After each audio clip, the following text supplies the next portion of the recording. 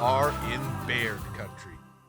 Okay, welcome to Baird Country. Today we have an awesome guest. We have the Xander Budnick. I don't know if you know Xander. You've probably seen him in a few of my YouTube videos. We've done a few trips together.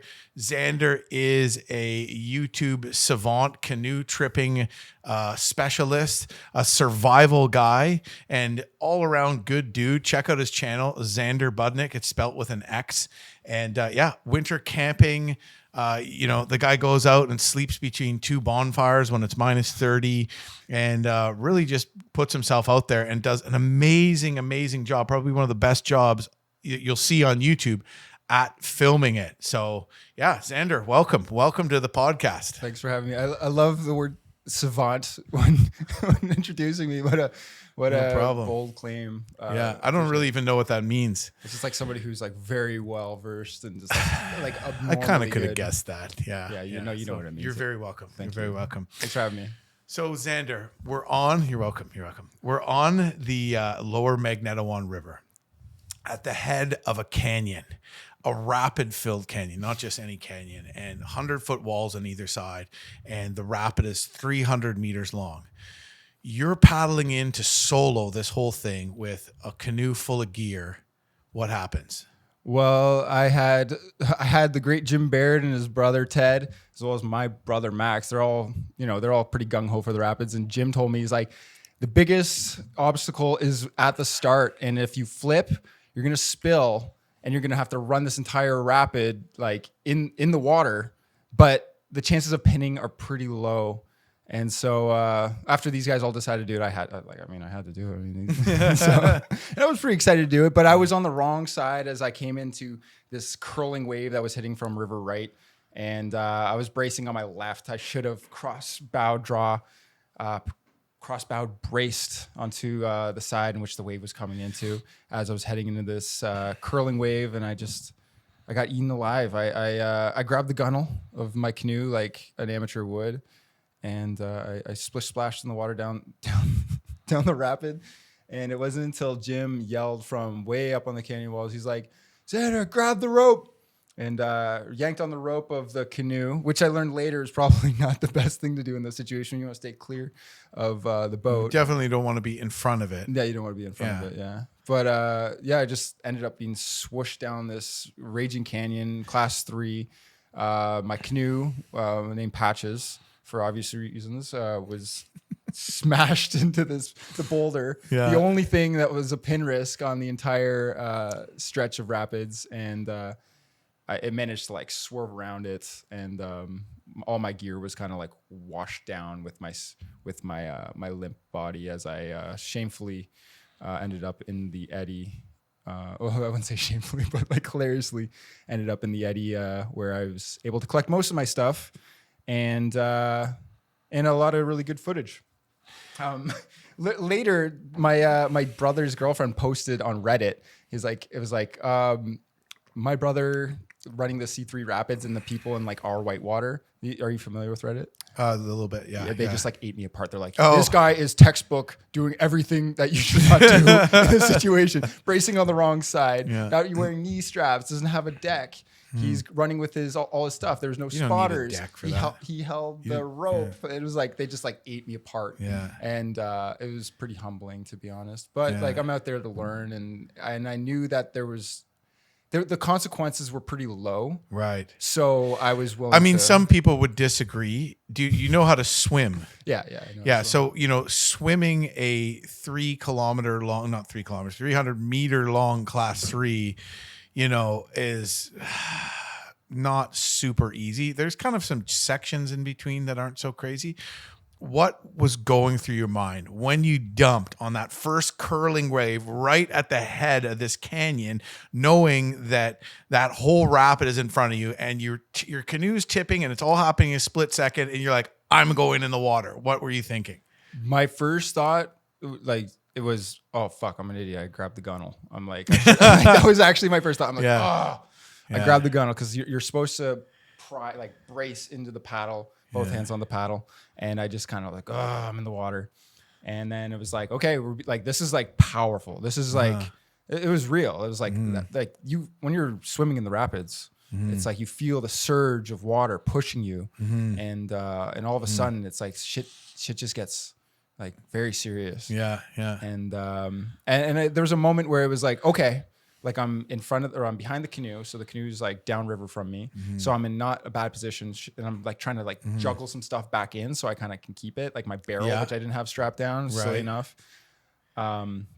And then you yell like, grab the rope. I'm like, okay, grab the throw bag or something like that. And then you did smash right into that rock too. Yeah. And your canoe like shook, like it was pretty close to. Were you at all worried that you might actually pin on that rock? There was, I mean, everything happened so quickly that it's like I saw it like as I was floating by it, and I saw the canoe just drag up against it as I was like coming past it, and I was like, oh shit, there goes my canoe. And then it kind of came around. I'm like, oh, okay, good. I still have the canoe. Yeah. And like, I'm intact. Like that's all I really cared about. And right. You know, it was, things happen so quickly. Yeah. And then all of a sudden you're just kind of like, you're out of it. And you're like, okay, now what? Okay. I swim, I haul this stuff to shore and collect my dignity. And hopefully there's some cool footage. Yeah, I do find it to be a little bashing to the ego. You know what I mean? Yeah. Like I dumped on that trip too, and I was trying to run like a stupid line, and then you guys all took like a way easier line and just made it look easy. And there's me swimming. You know, I definitely didn't try to grab the gunnels, I suppose. Like what a great way to prove that you don't need to grab the gunnels, and that you just keep going for that brace is by careening sideways into a giant hole. That's what I did. Wow. That was awesome, by the way. Like when you did that, there was part of me that was just like, nice. Jim also bailed. So therefore, right. You know, all we needed was Ted to bail, and then we would have been full circle. Yeah. Oh, that was a lot of fun, man. Remember what we saw at the base of that canyon? A smashed apart canoe. Yeah. Right. So I would say that canoe got pinned on the same boulder that you almost got pinned on in that canyon. And then also remember how we saw some mountain climbing equipment on the trees way up on the canyon's edge, like almost like that same canoe people tried to extract. Right. And they like rope down. Maybe it was like a guiding company, you know, taking guided and their clients got stuck there. Right. Yeah. And, you know, I mean, for me and for most rapids, where I draw the line is like, I'm going to die if I run this rapid. Right. But the thing is, when you're on a remote canoe expedition, and we were like fairly remote, but we could have walked out of there. Yeah. We weren't like in the northern Canadian wilderness. The issue is not necessarily whether you will die in the rapid. You might get shooken up. You might have a crazy swim, but it's whether you're going to lose your canoe and it's going to be bashed to pieces. Yeah. You're going to have none of your gear there. Maybe your communications equipment is gone. Yeah. And now you have no way to get out of there. No clothes. You're wet. No, hypothermia sets in, and you might have to try walking out like 100 kilometers to the closest road or something like that. Right. That's like usually the bigger danger. It's all risk mitigation. Yeah. It's like if you have any questions whether or not it's going to be okay, it's like, nah. Yeah. Probably not. But when you're hanging out with Jim Baird and Ted Baird and Max Budnick and everybody else is running, it's like, okay. Gives you an inflated sense of security. Let's do it. Yeah. It is way safer though when you have a bunch of guys that are ready to jump in and help, or like 100 meters up the canyon wall, ready to dive in to save you. I mean, what we Don't worry, Xander, I'm coming into boulders, dead. Yeah, but we did have another canoe. You probably could have paddled in Max's canoe, right? Exactly. Like he had a 16-foot canoe or something. Could have shared a sleeping bag. Actually, that's one of the survival videos I want to do. I want to do the Baird brother survival sandwich. Yeah, where down to -30, try to survive the night in between two Baird brothers. Yeah, me and my brother decided that we'd just rather die. And that's actually one of the good things about having two canoes, right? Like, let's say there's me and Ted when we did this big canoe trip on the Cujo River, which is in the Arctic. We're like, if you're hypothermic and you can't get a fire going to warm you up because you're in the Arctic and there's no trees, you have to get in the same sleeping bag together. But if both people's body temperature is too low, then how are you going to warm the other person up? So me and Ted, we thought about if one person goes in and we're just like, you have to strip down naked, hold your bodies close to each other, warm the other person up. You need an external heat source. Even your sleeping bag's not going to work to warm you up. Right. So my brother and I decided we would just rather just die. Yeah. Than be found like that. Yeah. No, Exactly. I can get behind that. Yeah. I hear like dying of cold is pretty peaceful. Really? Yeah, I'm sure it's better than dying by fire. Yeah. You know what? I'm not going to really dive into figuring that out, but yeah, cool. So Xander, you have a YouTube channel. How many subscribers do you have now? Just hit 650,000. Wow. Yeah. And it's mostly all, what kind of content? Outdoor based. Usually it involves sleeping somewhere outside, cooking some food. Yeah. Maybe trying some new type of survival skill. Right. Something outside usually. I'm kind of playing around. It's not like I don't just do canoe tripping. I don't just do winter camping. A little bit of fishing, dabbling into hunting, though that seems to be controversial, which, I understand. But, some people need to learn more about, why people hunt, which I'm learning about. And that's kind of my journey. It's like taking people along with me as I learn outdoor skills. Cause like, I've always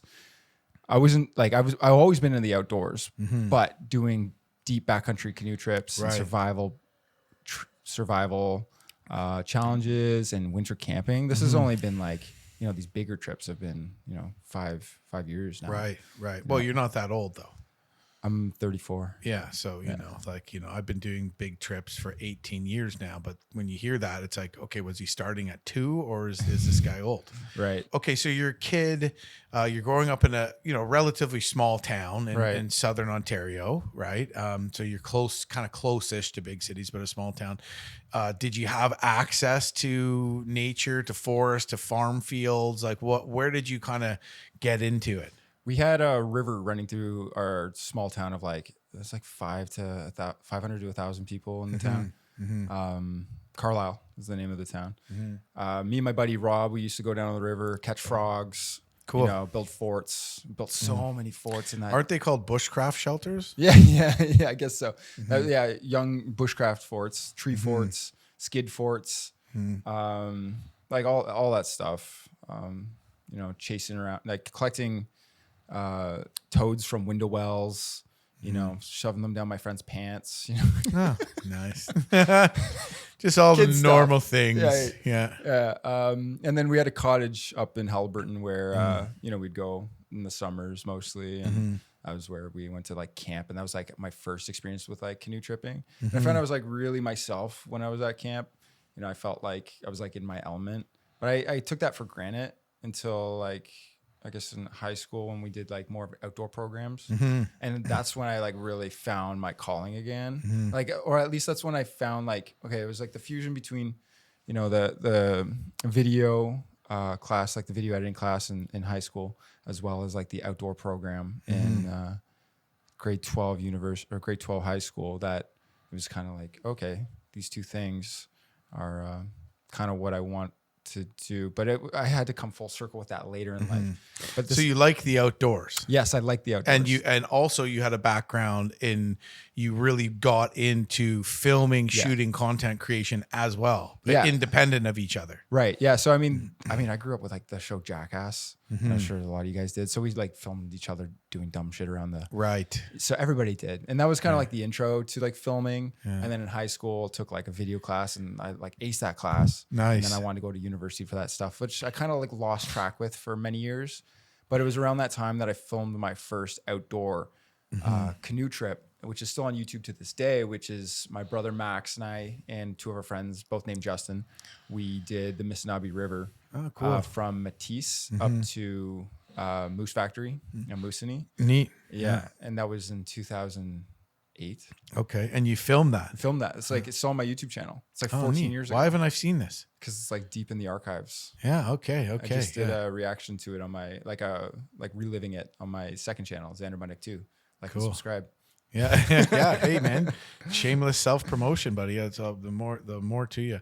Yeah. So you started doing that, and then did you did you ever get to the point where, and because you're a full-time YouTuber right now, right? Yeah. So you're living the dream. Isn't it an awesome job? Oh, it's like it's the best. It's the best, right? It's the best. And you see so many people nowadays that are kind of struggling, having that job that's like the secure job at a big business is getting to be less and less of a thing.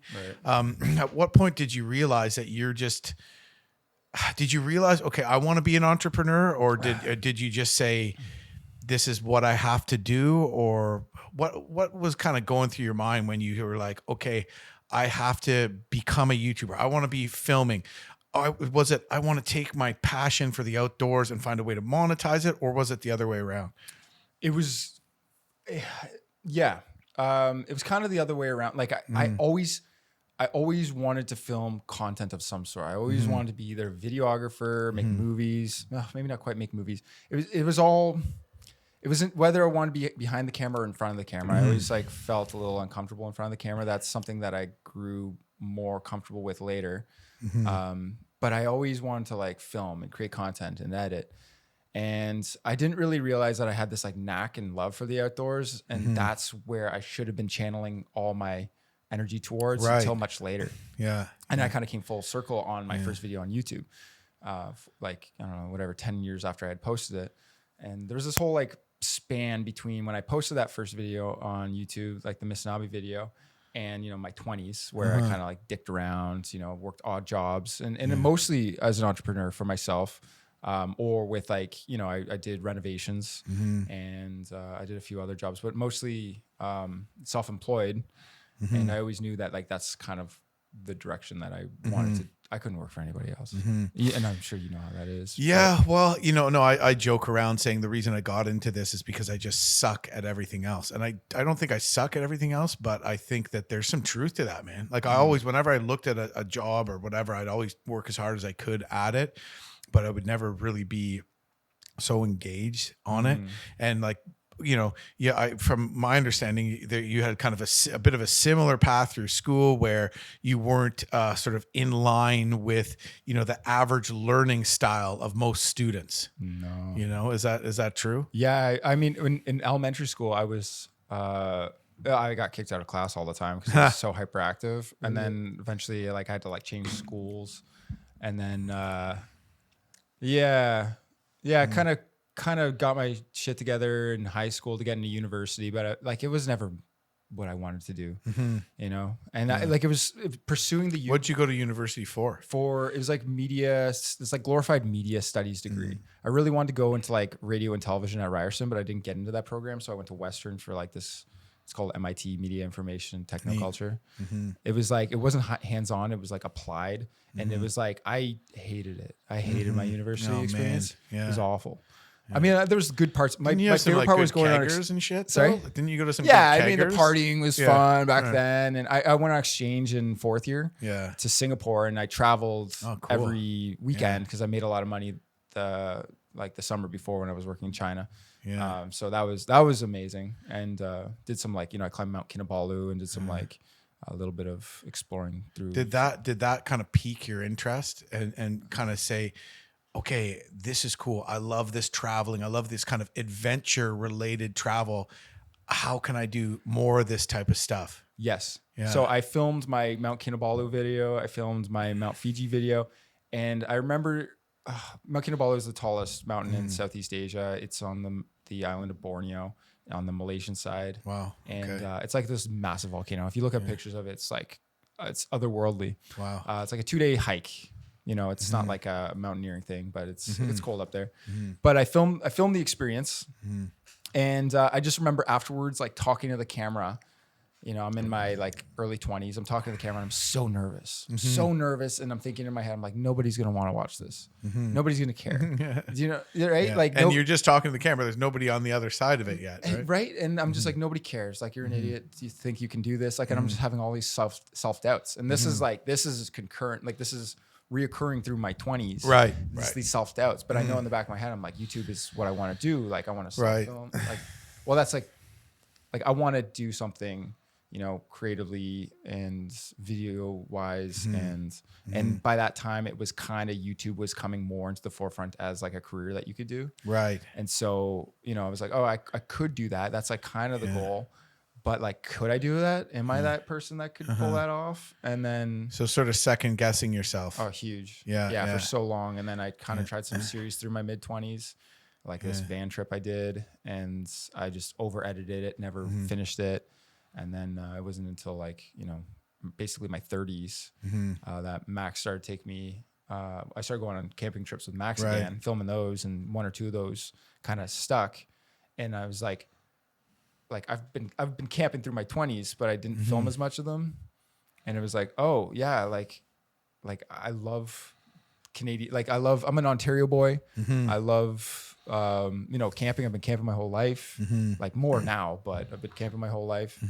And there's like a market for it to watch people's camping trips. Yeah. And so amazing. So I was like, oh wow. And I had this one video in 2020 that stuck. It was like Max took me for my first winter camping experience.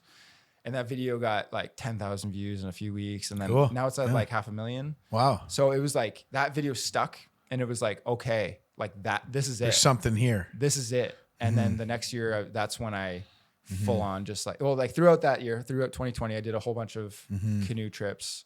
And I started watching your content around then. There's like one shout out to you in a video where I like fell in the water one morning, and I'm like, let's all build a drying rack. The drying rack. That's right. Rack song. Skip to my duty. Yeah. And then I put like, I love Jim Baird in a little like pop up. That's really, really weird. Yeah. Anyways, so I'm just kidding. I was going to say, so when I was on the Yukon, my clothes were soaked, and I had this kid's song in my head because my little kid's toy played the Muffin Man on repeat for like a month. And so I built this drying rack, and I sang, let's all build the drying rack. And what can I say? It might go platinum. But anyways, you know what crazy stat I heard the other day? Now, I don't know if you fall under this category, but a lot of people that don't have the typical learning style, didn't have the best experience, or were hyperactive in school, they have like ADD or ADHD, whatever they call it now. You are 300% more likely to be an entrepreneur if you have ADHD. Really? So people with ADHD are 300% more likely to be entrepreneurs than people without ADHD. Oh. And the problem is, just like you're talking about, you're second guessing yourself. Am I this? Am I really this person? Problem is, you have these brilliant people that are some of the people that start, the type of people with the minds that start the biggest companies and most successful companies in the world, make positive changes in the world, but also lead the life that's best for them. Unfortunately, have to deal with being reaffirmed that they're not okay, and they're different, and they're hyperactive, and something's wrong with them. And so it's a hurdle that people with ADHD or learning disabilities, or just don't fit into the typical school environment, have to get over. Yeah. Right. And that's something that for sure I dealt with. I was, learning disabled and all that kind of stuff too, and ADD and all that. And, I was always one of the kids to put my hand up in class, but, I had to kind of overcome a little bit of self-doubt through subconsciously thinking that maybe I wasn't really that smart. Maybe I'm not really that smart. You know what I mean? So it sounds like that was a bit of a challenge for you. Yeah, for sure. You're a smart guy. You're a genius. And by the way, like I mentioned you before, and Jim, you're perfect for this podcast thing, man. Stop. Yeah. Okay, keep going. No, it's great. Like it's like you're gonna fit this role perfectly. And as soon as you told me that you were starting a podcast, I was like, yes, that is it. That's perfect. This is it. Yes, this is the one. This is Baird Country. Yeah. Awesome, man. Yeah, and I definitely. I see, for me, it wasn't so much that I thought I was stupid. I was just that potentially other people, or just surrounding what is stupid, was just because I was kind of taught, even though I always had my hand up in school, you know what I mean? I was kind of taught that wasn't really, the right way to do things, or I was wrong. I was different. You know what I mean? But, it's a good thing that happened to me, because it led me to the career path that it did, where if I was, doing things a normal way, I might've ended up doing something I didn't like. You know what I mean? I don't know if you can relate to that at all. Yeah. I mean, I just couldn't sit still in school. Yeah, I mean, what they taught was just so uninteresting, and it just didn't seem like it, like French class. I mean, now I wish I spoke French, even though Oui. good. It'd be great. It'd be great. Fun. But yeah, back then it was like they just didn't seem like it made any sense. I wasn't like special math where like for like advanced math, but even then I just like I didn't see a point of it. Yeah, Nice. Special math. yeah, So special math. you're a numbers guy, I kind of. guess, or at Good least for at you. the time. And then, but yeah, I mean, it wasn't until like well after that, yeah, I mean, I just, school just wasn't for me. And then and I'm starting to question whether when I have kids, if I want to put them through, just public schooling. Maybe allow them to be raised by wolves. That's what I'm That'd be thinking. very cool. Because like Romulus and Remus, they started Rome. They started Rome. And they were the foundation nursing for on all wolf society. teats. Yeah, right. My Which buddy- apparently men think about multiple times per day. Yeah. My buddy Clay, he homeschools his kids, and just cool. the way he does it is just like, it's amazing. Like his one kid is into his one kid is pretty similar to Clay, and he's like into the outdoors and stuff. And they have this whole like homeschooling program when they teach them like taxes, and like like basic stuff we should have been learning. things that like I don't need to know half the stuff they teach in public school. But and then his other kids really into like sailboats and engineering stuff, so they kind of like they push them into their focuses while also teaching them useful skills. The downside would be potentially not being able to form friendship groups, Social interaction. Yeah, but I'm sure they have ways around that. Getting them into sports, extracurricular activities, these kinds of things. Yeah, no, I've heard a lot of good things about that. Yeah. So when did you, so you started with this background of more camping, right? Yes. At what point, and then to me, it seems like, you got into YouTube as an outdoors guy. Yeah. But you had this awesome background in filmmaking, right? I don't know if you would consider an awesome background, but much more. A lot of the people that are like, oh, I want to monetize my outdoor adventures. How am I going to do that? Well, I guess I'm going to have to learn how to use a camera, and you just bungle around with it for years until you learn a thing or two. You jumped into it with camera ability. Right. You know what I mean? So I imagine that picked up some of the slack where you're saying, oh, I'm kind of learning as I go along. Your ability to create a great film, maybe, made up for the fact that you might not have been, Adam Schultz or, one of these guys that are these canoe tripping savants. Right. Yeah. Well, I picked apart some YouTube like content creators out there as to like how they filmed, and and I just kind of like emulated some of my, of not necessarily just outdoor people, but just like content creators. Yeah. And I came from I was always passionate about photography before I even got into video. So just like framing, things like that. Yeah, they're the same, pretty much. Yeah, it's the same. And then just like the way I would tell a story would be, I mean, there's basic, you can look up on YouTube how to tell a story, and it's basically like, we're going to do this, and then you show you doing this, and this is what I learned. Very basic format. And then it's X was so and so was trying to get to X, and Y got in the way, right? Something like that. Yeah. Does that make sense? Yes. Yeah. No. The word story gets thrown around so much, right, but nobody ever gives a definition of it. Yeah. Like good way is like metaphors, or what's that? What's that like? What was that like? Or give me an example. You know what I mean? If somebody's talking about facts and figures, and you say, "Oh, give me an example," well, that's where the story lies. But I think that's a word that gets thrown around a lot. Tell stories, marketing, everything, but nobody really knows exactly what that means. You know? Yeah. In my opinion. Yeah, I don't even know what it means. Yeah, I don't know. I'm still winging this thing. I can't even spell story. Yeah. Just kidding.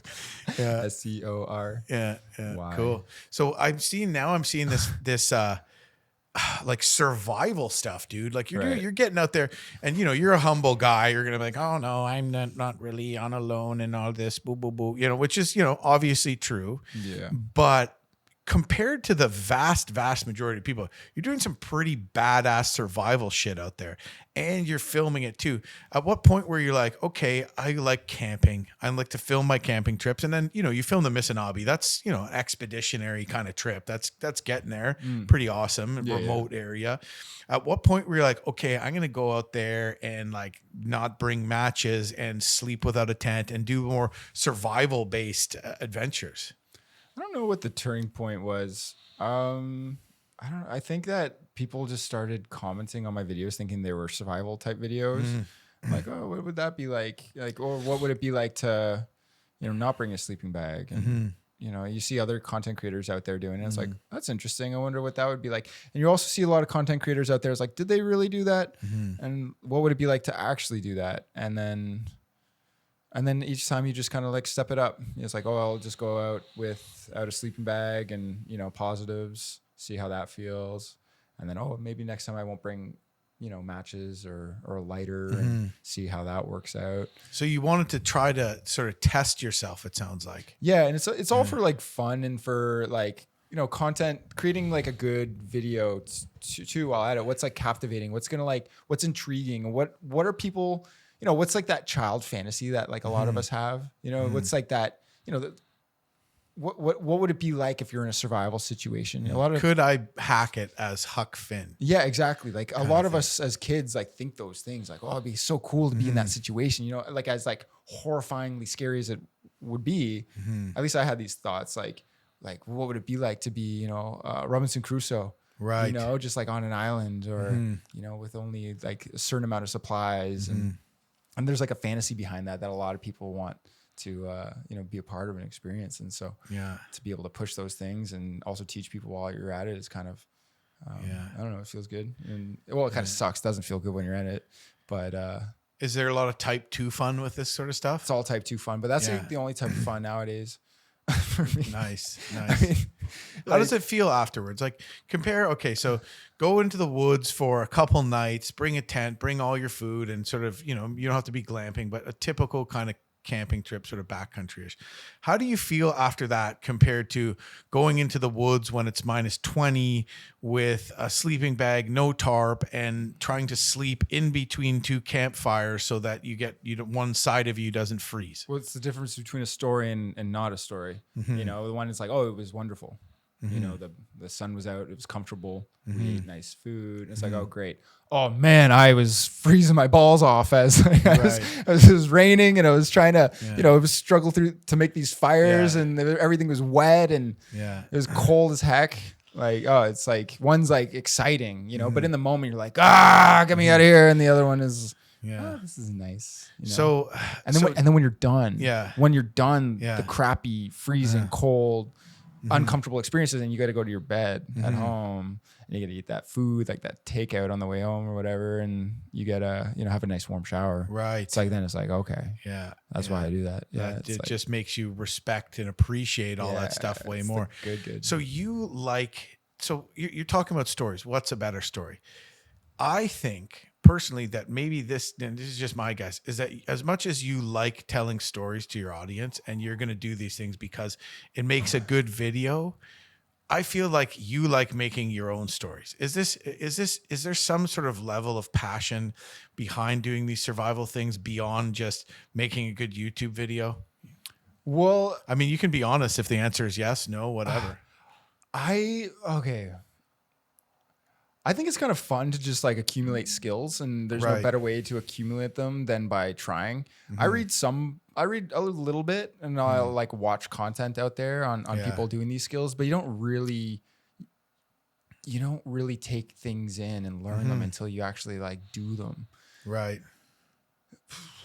When I was doing renovation, I used to like, I was self-employed as like a, contractor for a while, and I worked for this guy doing hardwood floors for about 2 weeks, and then he fired me, and I was like, all right, I'm going to go do this on my own. And I just went off and did it on my own, learned everything that I needed to while doing it. I just like sold a job to somebody. I'm going to renovate your kitchen. Here's the dream. Right. And then I just kind of like figured it out as I went. Nice. I read books as I was doing it, looked up YouTube tutorials and stuff, but it wasn't until like I threw myself in there that it's like, okay, you learn on the job. And if you want to get better at anything, it's like, you just do it. Don't think about it too much. Just go do it. And so for me, it's like, it's the same thing with these survival videos. If you want to learn skills, you just throw yourself into the shit. And then, Did it take you a while to be able, because what you're explaining is put yourself in a way higher stressful state than most people are willing to deal with, who think they need to plan and calculate and do all this work, and maybe are a little bit on the perfectionist side, and they're too scared to kind of jump and grow wings on the way down, you know? Well, you don't want to, there's like flow states, right? Where you're kind of like pushing the boundary of what, you know, you're comfortable with, where you're not exceeding that and you're like at a high level of stress. It's like, I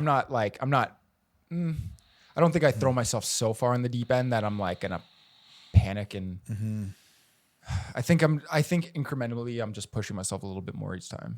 Cool. Yeah. And So you love learning. You love learning. I couldn't agree with you more on that. Like getting out there. It's also really good to get out there and do these kind of survival type trips. Then you come back and read in a survival book what you just went out there and figured out on your own. Has that ever happened to you before? Oh man, I just came up with this like cool new like sawhorse idea where I like used 4 knots and like tied an arm against a tree to like saw wood more effectively. I did this on this last trip. I'm like, I wonder if that's in a bushcraft book. You know what I mean? It's like I had to improvise while out there. And I think I'm like, I don't know if I came up with, somebody else out there has come up with this, but like discovering it independently is like so satisfying, right? Compared to when you just like, you know, somebody else's idea. Right. Yeah. Which is fine too. I also like learning stuff from people like, you know, you that go out there, like just gear tips, you know, your zip off long johns that you had, freaking genius. Get up in the morning, it's like -5. You need your long johns. Then before you jump in the canoe, you got to take them off because it's hot out and you don't want to pull off, you know, just little stuff like that you learn from other people is always interesting, because there's a never ending amount of stuff to know. If you take every genre of the outdoors, you know what I mean? At what point does anybody know everything? I don't think so. No, it's like like collabing with other YouTubers is it's only so beneficial for like, you know, growth of your channel and whatever, but to like hang out with other people is like you just learn so much. Like hanging out with you and Ted like on our trips together, it's just you guys are such a you know wealth of information. That's funny because we just like, I guess because we don't hang out with anybody, and you've probably seen this too, is that you just kind of are doing it and you don't realize that you've built stuff, and then so you don't really think, and that's probably why, you know, you get imposter syndrome as you get bigger or better and learn more and more about a thing. But yeah, I remember having a friend from the city here, and I'm like, let's light a fire, and I'm just like, light a fire. He's like, whoa, how'd you light the fire? Yeah. And then I'm like, okay, let's go down the river and fish. And I'm jumping from like rock to rock, and I'm like, stop, poison ivy. And he's like, whoa. He's like, how did you see that? And then I'm like, yeah, I just walk around, you know, I feel like I can just sense it. Like it's in my mind, the poison ivy. Then I walk down a bit and he's fishing there. And then I say, oh, come fish over here. And he looks at it, he's like, whoa, you know, what's this weird thing? I'm like, before I knew where he was standing, I just didn't even look. I'm like, oh, that's just the shell from a dragonfly larva stuck to the rocks. It's it's dead because they stick to the rock and the fly. You know, he's like, how did you know that, bro? Like, you know, I just know that he's like weirded out, but I know exactly where he is, exactly what it is. And he's like so blown away. And I'm like, huh, maybe I actually do know a thing or two. Yeah. You know what I mean? Yeah. And I feel like too, just going out with you and Max, who have a lot of shooting background, like I started trying to shoot in 4K. I know Sean did it, some other guys I get out there and do stuff with, but you're like all 4K. I'm like, all right, I'm gonna try this 4K thing. And you too. upgrade your camera too. I upgrade, because I smashed my Nikon. Remember, it wasn't doing me good. And then I smashed your new camera. And then you smashed my new camera. And then I smashed my XA30 Canon. There's been a few there's a pile of smashed cameras that were thousands and thousands of dollars at one point. So I'm happy you got that resolved. Yeah, I know I did. Yeah, no problem. Yeah. Can we just we need a puppy cam, by the way. Yeah. North is lying on the couch. He's actually not allowed on the couch, but he's just taking advantage of me. You know, he's just gonna cover it with. Boy. Yeah. He's just gonna absolutely cover it with dog fur. You know what I mean? Yeah, I pet him earlier, and he's just like absolutely just like. I know. I don't know. Thick and knotted, and it's just like weaved itself into my clothing. Now it's like a part of my clothing, potentially my skin now. Like, somehow it just gets like under the fibers and stuff. It's incredible.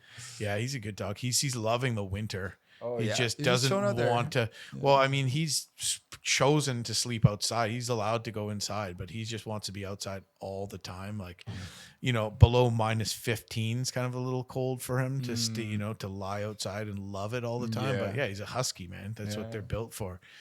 You know what I mean? Good dog. Yeah, no, he's a good dog for sure, man. Back to like it's just like each time we go out, it's like, oh, you pick up one more thing. You like each day, it's like you might learn 2 things, but you're out there for 10 days, you're learning 20 new things. Yeah. You do 20 trips a year, you're learning 20 times 20. Right. Because I'm supposed to be good at math, 400. Yeah. It's like, that's like, you're just accumulating all this little information. Then when you hang out with somebody else, like when I hang out with you, who's been out there for, 20, 30 years, it's like, I'm like picking up stuff from you. I'm learning these little tips and tricks. Yeah. It's like I did this little sawhorse thing that I use in my next video. It's like I did 4 knots on it, like a square lashing, square knot, clove hitch, and then a trucker's hitch, right? And I put those all together, and I made this really solid thing to saw off a tree just using a sapling and like a stick. Made my life made sawing out in the woods like 4 times as easy, like and way more ergonomic. Cool. Were you using the silky? Yeah, the silky. You got to do the silky saw. You kind of got to do something like that. Yeah. Oh, exactly. It's so large, right? Yeah, and you need to be in the right position. It's hard to just get into any weird angle. Exactly. And saw. Yeah. Yeah. Cool. But it's just like, somebody might be able to learn one of those knots at a time, but once you accumulate enough knowledge, it's like you can just do crazy kooky things. Yeah. And knots take some time. Yeah. I forget, you showed me a couple knots that I've been using. What's the one you showed me? The Venkich. The Venkich, yeah. Did you use it? Can you use it? I think so. Yeah, I think I've practiced That's that. a good one. That's my favorite. Yeah, they all take practice and time to learn too. It's hard to just bang it off your first time, right? You just got to find a lamppost and just do it 100 times. Right. Yeah. Right. So after me, you, Max, and Ted all soloed the lower Magneto Yeah. had an awesome trip. You and Max headed off to the Petawawa, which is arguably equally, if not more beautiful than the Magneto. Oh yeah, so beautiful. It's such a maybe not as hard in the whitewater though. There are some crazy rapids on it, but I was like, these guys are now soloing Rollway Rapid. Yeah. So like that's a scary piece of water. So Rollway's a 800 meter class 3-4 they call it because there's one drop. That's a class 4 at the end, and it's kind of class 2, but you got to hit it right. You know. Yeah, so some people call it 300 meter class 3-4, man. And I'm just like, you guys obviously must have learned something from me because you went out there and you can solo the Rollway Rapid. I was impressed. We went at like the right time. It was not too high of water, not too low water. Too low, it would have been too bouldery. Too high, it would have just been raging. So we kind of got it right in the middle. And my canoe filled up with water and got through it. But it's definitely one that's good to do solo. Yeah, I kind of think I prefer. Then again, it's I've easier. never You just don't take in nearly as much water, right? You know, you just can't, make aggressive turns or whatever. Yeah, I just like to point the boat downstream and just like pray. Yeah, well, when you're paddling tandem with a person in your bow, you just knife through the water where solo you float up over the waves. Yeah, so you don't take in as much water. Ted and I actually in lower water paddled Rollway and we missed the tongue and dumped on the ledge at the end. Oh no. Yeah, we made it down the whole thing and without swamping or anything. I think we might have had a spray deck on though, but we dumped at the end, so we didn't make it. And but I just remember, and then I did it another time in a 17-foot prospector, and I kind of cheated down the side. Then that was an open boat, and I cheated it down the side and kind of caught all the eddies, and then hit the thing and eddied out. And I remember at that point, I'm like, oh man, the first time seeing this, I was like, that you got to be super good because I didn't really get into whitewater till I was in my early 20s, like maybe like 22. Okay. Yeah. What about you? It's like 30s, man. Okay. Yeah, my first whitewater was 2020. Yeah. So like I've only been doing it for like 4 years now. Yeah. Wow. Well, you're doing pretty freaking good, dude. I think so much of it. Would you speak? What is it? Is it just obviously the skills bracing, right? That's the thing that people don't learn so much is trusting that weight over your paddle as opposed to in the canoe. Yeah. Essentially using your body like an outrigger. Right.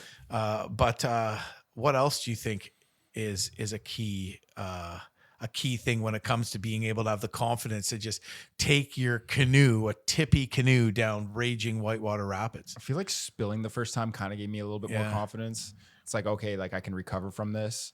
Learning a few of the paddle strokes, like cross bow draw, and just like playing in the rapids, expecting to expecting to spill Yeah. is like just so key. Yeah. Because otherwise you're just like, I don't know, you might not like take not necessarily the risk. You might not go for certain rapids if you don't know what it's going to be like if you spill, Right. or succeed, or if you don't have to use certain paddle strokes in the moment. And then just like, going on different river trips. Like I think the Spanish is like a really good one to like learn on. Nice. You've done that one? Yeah, I think that was my first whitewater trip. And it's like class 1, class 2. Right. And that was my first solo trip as well, like in a solo boat. And that's actually, I picked up my canoe patches Nice. at that outfitters for like $300. Yeah. Still going strong. Do you just ever just call it patch just for short? Just like when we're just kicking it, me on the boat. Cool. Yeah. Cool. Yeah. Nice, buddy. Yeah, I think for me too, it's just, beyond necessarily paddling maneuvers and skill, it's just like knowing what's runnable and what's not runnable. Yeah. Too. That's, when you just start, you're sometimes wildly off base when it comes to what's runnable and not. Well, at least I was, and I've seen some other people. Oh yeah, we could run this. I'm like, what? And then you know what I mean. You probably get that you're portaging a waterfall, and people in the comments are like, "Why don't you just run it, you pussy?" And you're like, "You would die." Like people just don't get it. No, it doesn't translate well to video. Yeah. You watch, like, GoPros are excellent for whitewater, and they're excellent for biking videos. And people can sit there and watch mountain biking videos all day because you can see the lines these people are taking. You can read like what they're doing. When you're watching somebody in whitewater, unless you're like a whitewater guy and you're into that field, it's like you don't, like, the average person doesn't see. And all the big moments happen so fast. That's why still photos look way crazier in whitewater than a video. Right. Because you're capturing that moment where they're and the waves coming in the canoes like this. But in a video, it just happens in a split second. You don't really get a chance to see what just happened. Right. Slow-mo's good. Yeah. For it. Slow-mo can work well for the whitewater. And also just running insane shit is what you have to end up doing. Yeah, I seen some pictures of you running some insane shit. It's like, oh my God, Jim, what the heck? Yeah. Well, sometimes remember I ran the dam there and it didn't even look that hard though, right? Like everybody's like, oh my God, this guy's crazy. And then it was like, okay, I probably could have done that. I want to run that next time. Yeah. You just got to hit the right spot. Right. So you got to hit it right. Right where the spillover dam is kind of eroded away at a certain point. So and that's where the tongue comes out, right? Where it's like eroded away. In the groove. Yeah, right by the danger sign, the big red danger sign. Next to the blood stain and the bones. After you pass the do not enter floats. And the cottager who's telling you you're gonna die. The old man who's just like, turn back. You will die. Danger. There's literally a dude did that. Told me that he pulled bodies out of there and all kinds of shit. And then I just went, I paddled past him and ran the dam, and it's just makes it the story. We're talking about story. To be the hero. X wants to do Y and J gets in the way or whatever. Right. You know what I mean? That's like, too bad I didn't capture that because it was fun. It was probably like pre-cameras, right? When you started, you were just like, I had pen and paper when you started. Yeah. Well, yeah, no, we actually, we just used smoke signals. Just kidding.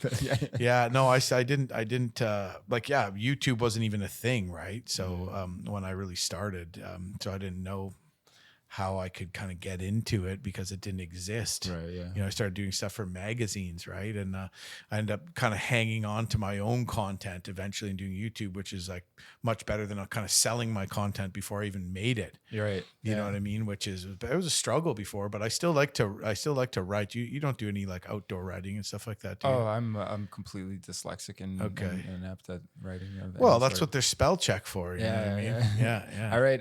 I look back at my journal entries and I'm just like, oh God, what the? Is that a P or nice. a Q? Yeah. I give up.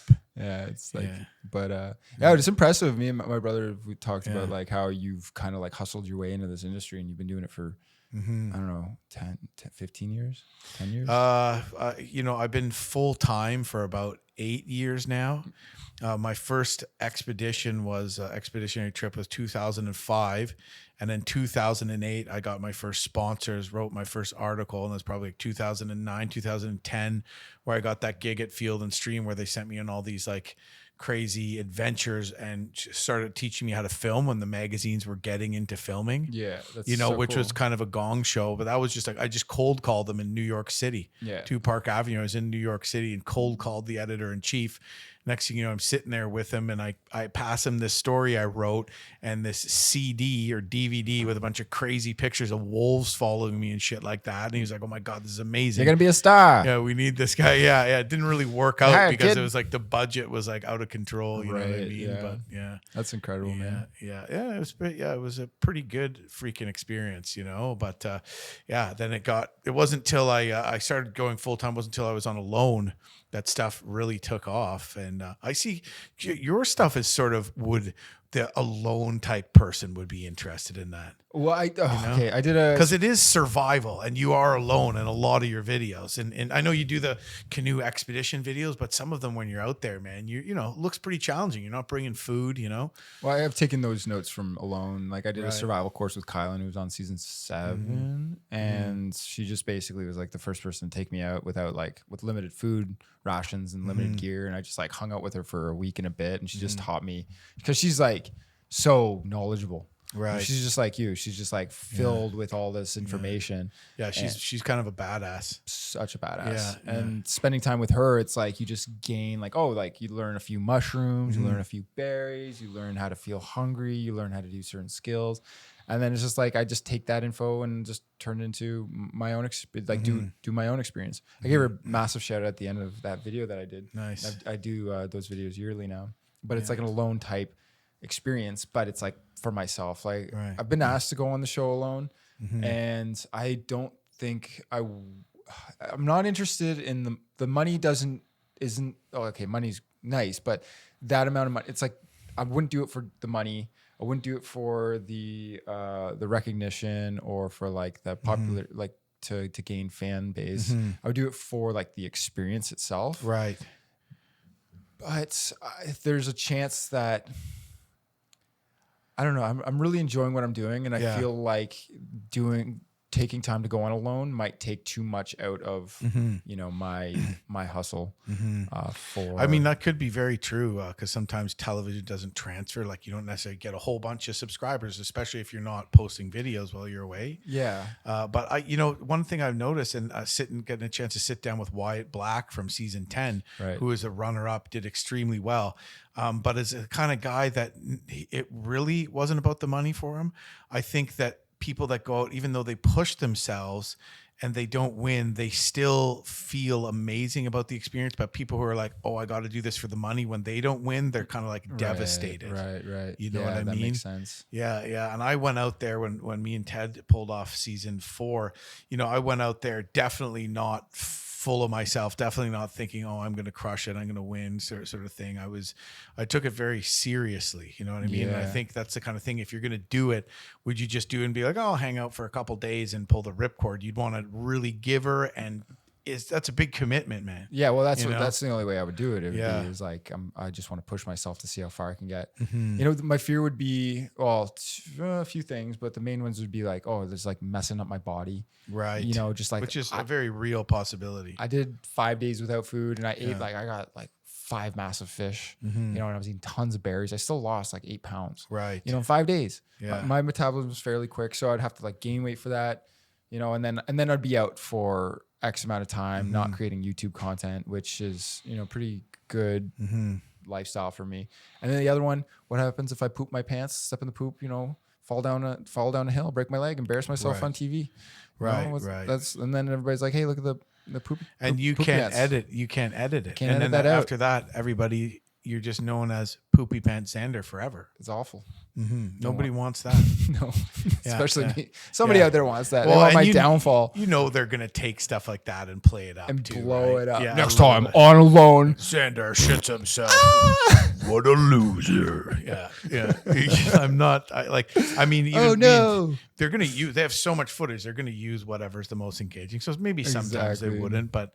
Yeah, I guess you could go into the camera and edit that out. That's true, but they tell you not to do that. Yeah, but one time I edited out just a trail cam that was just pointed right at my dick, And I was just, because you set up trail cams outside of your shelter. And I go out there and I'm just having a leak and I look and this is like a literally 3-minute shot of my pecker. I'm like, yeah, I'm fucking deleting this. You know what I mean? Yeah, it's like cold and wet and you're like, Yeah, maybe you're not looking very impressive. Right. If I was like impressive, I would have been like, okay, let's call in keep that one in there. This great shot I got, right? Yeah. No, I know the feeling. You're like, make sure all the ladies see this one. You're starving. Yeah. You're like dying up there. Yeah. No, I don't blame you, man. Yeah.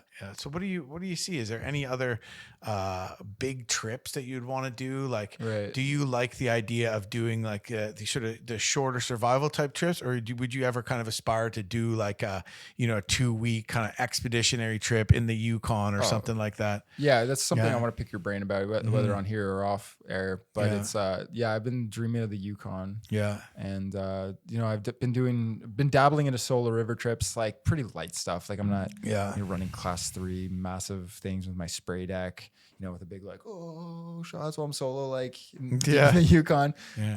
But the thought of being like really remote, catching some beautiful trout or whitefish, or climbing a mountain.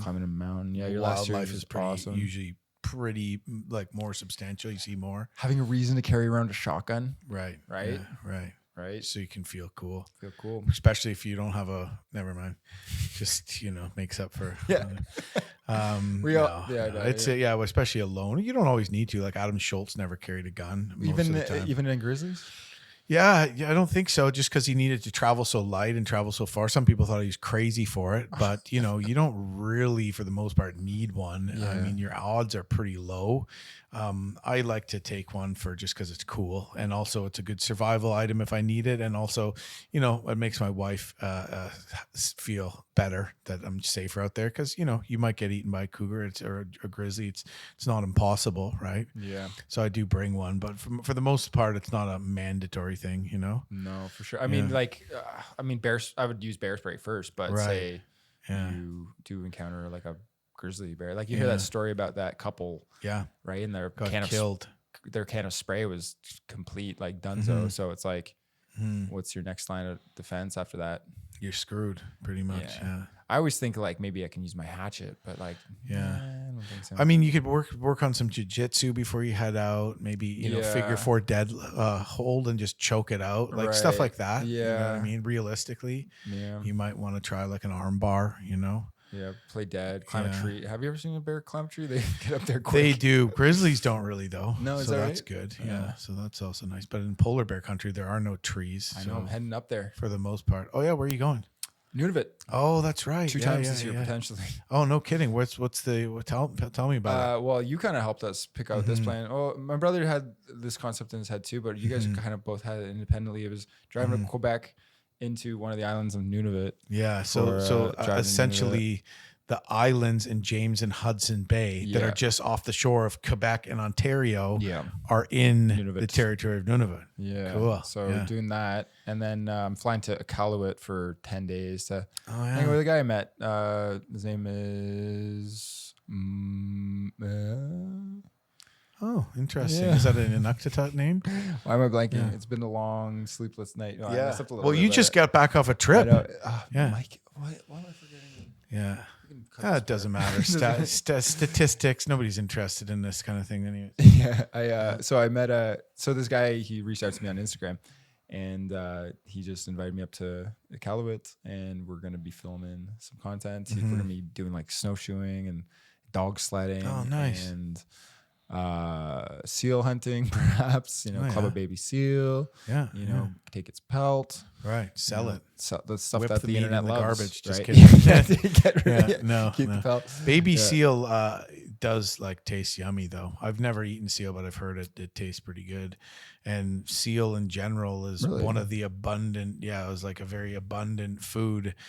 In the Arctic, super high in fat, super high in omega-3 and stuff like that. Right. So yeah, it's definitely something that you can go out there and kill and eat. I don't know if it's if you need to hunt them, if it's a guided hunt, Well, like most people, I'd go with other guy who's hunting just, them. Yeah, it wouldn't be me like just going out there. And, I don't even mind. Like I don't need to kill anything. Like it's I've not never really- eaten seal before. I can't imagine it would be like blow my mind. No, but yeah. interesting. I'd try everything as long as somebody's like, hey, that's good to eat. Yeah. Unless it was like, I wouldn't eat anything. I kind of like a lot of different kinds of food. Like I've eaten some interesting stuff up in Nunavut and in Inuit country before. Yeah, I'm But sure. seal's not one of them, but I'd give it a shot. What have you eaten up there? Like caribou? Oh yeah, well, raw frozen caribou multiple times. Like frozen? Frozen, You just like warm it up in your mouth? Like no, you just eat it while it's frozen, just chew it frozen, you know. Okay.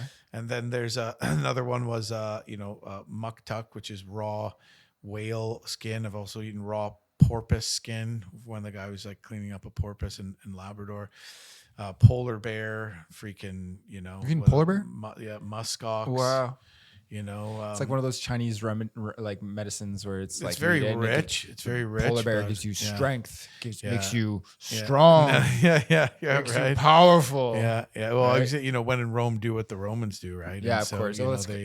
they hunt them and they eat them. So, yeah, fermented caribou stomach, even stuff like Interesting. that. It And gets you drunk. no, not at all. They serve it with some raw caribou and they kind of roll it up, and it just tastes kind of like blue cheese. It's actually really good.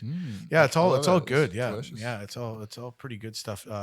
Dunyuk is the other one, which is just raw dunyuk, which is Cool. just raw fat off of a caribou. Delicious. It's very waxy. It's actually not. If you render it, it's not particularly delicious, but some people love it.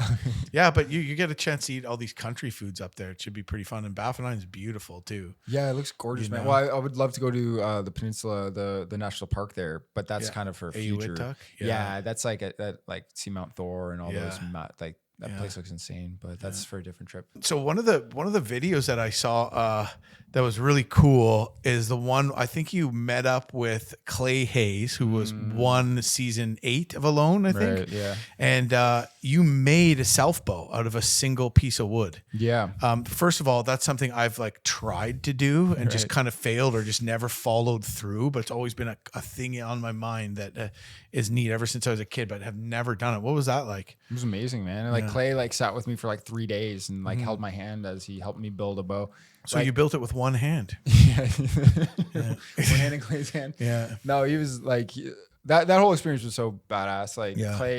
Clay reached out to me, which is like he's like one of those guys like after he won that season of Alone, I watched the whole thing.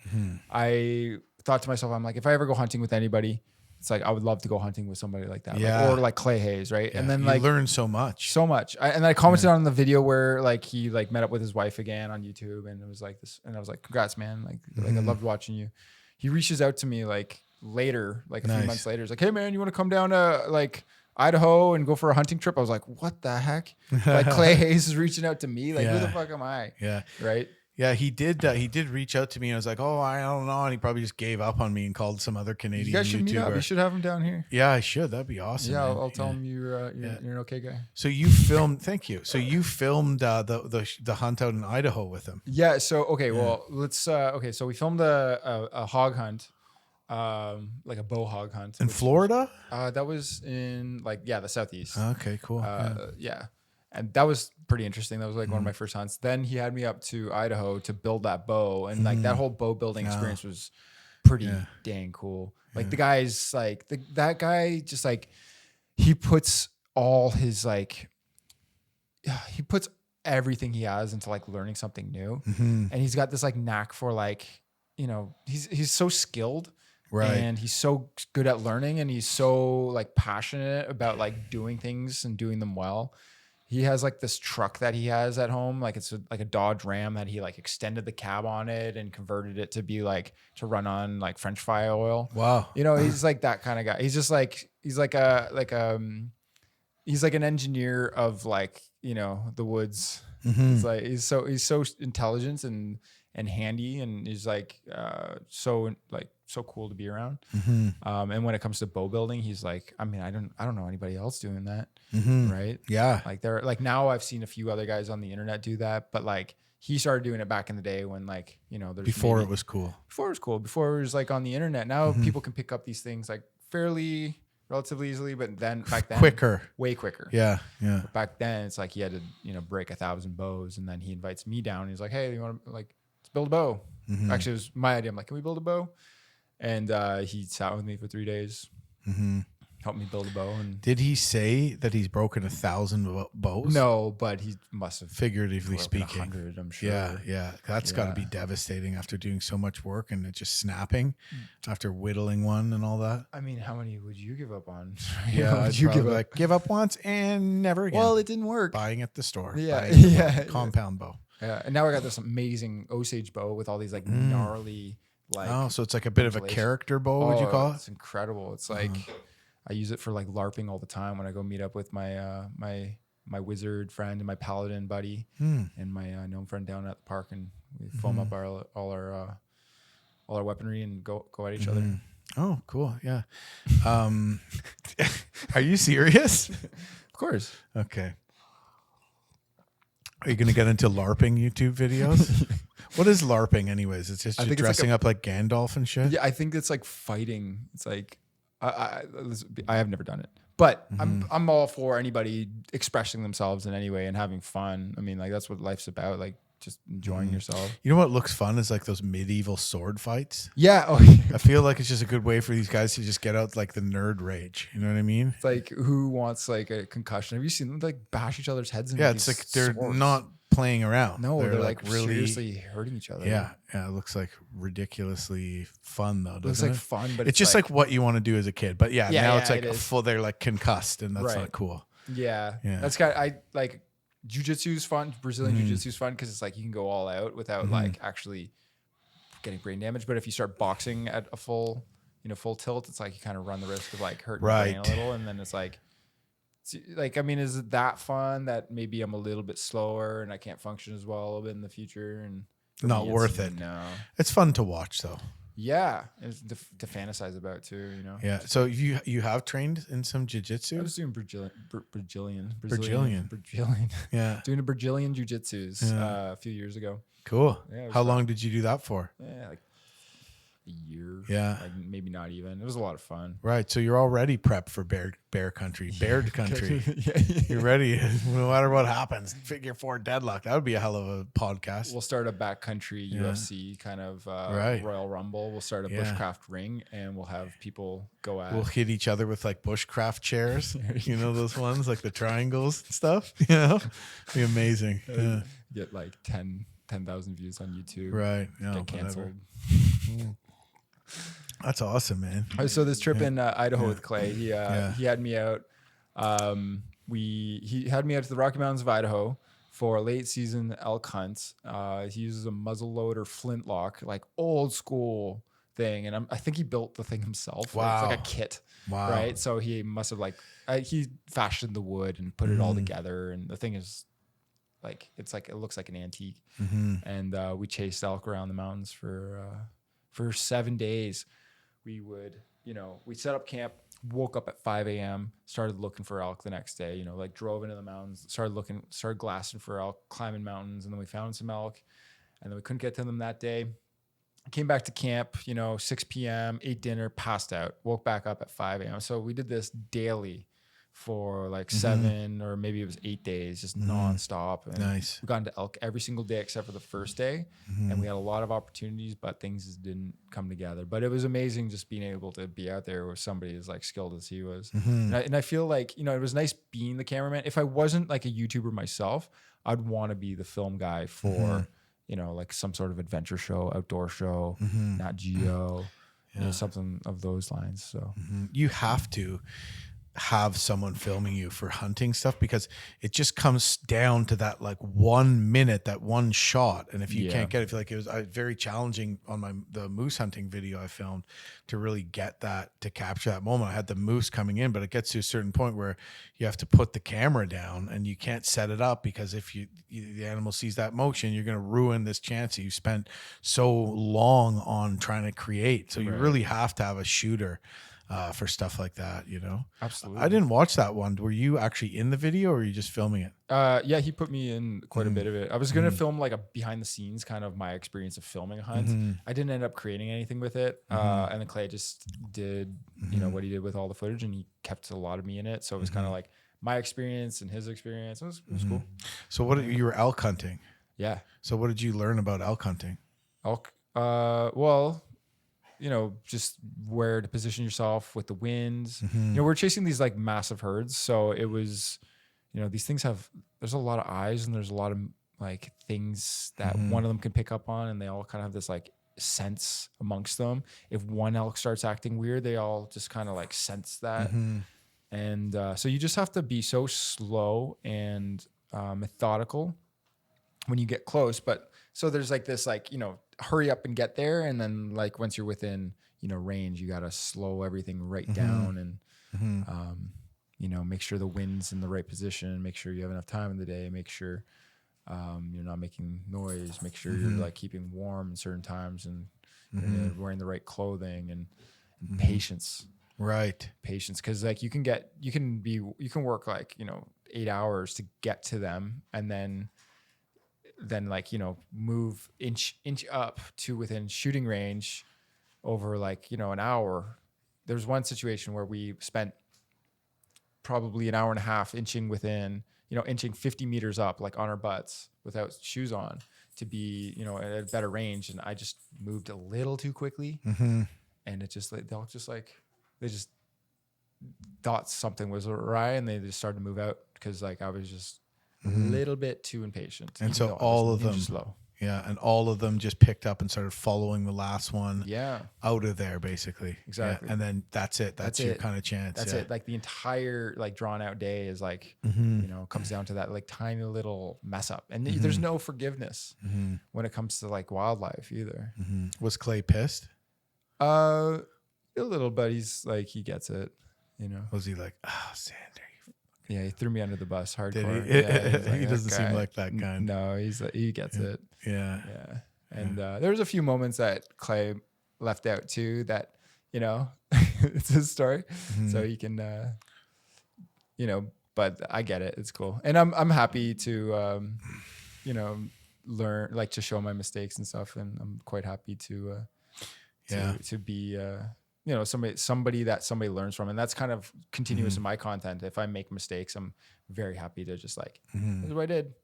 Yeah. I mean, I put them in. Somebody's like, oh, I want to see the blooper reel. I'm like, I don't think I have one because it's all kind of in there. Right. Yeah. Like I had a recent trip, our canoe blew away. It was a once in a lifetime windstorm. We found out afterwards and crazy gale forces and stuff like that. Our tent was almost getting flattened. We had the kids with us. We were in northern BC. And woke up in the morning thinking that, the canoe had been secured properly. And sure enough, it had, broken free and blown way down the beach, blown into a stream, washed out into the river, gone. Yeah. And, to wake up to that and I'm like, well, we're going to keep rolling because, sure, this is going to be embarrassing on YouTube, but you got to be able to show failure. Exactly. You know what I mean? And, the video did well in the end. So that's, I guess, your reward. Exactly. People actually watched it. It's real, and man. you learn, it's real. It's lessons like learned. Yeah, absolutely. Yeah, absolutely. cool. So did you end up to go hunting with this bow? So when you made this bow, you made it all out of a single piece of wood, not just like getting a sapling and bending it and making a bow. It's like a thick stave. Yeah. And you're carving the shape of a bow out of this. Right. And having to pull it back so that the limbs won't snap. Right. Do you know what poundage it draws at? It was about just over 60 pounds at 30 and a half, which is you're probably 30 and a half, 31. 31, I think, yeah.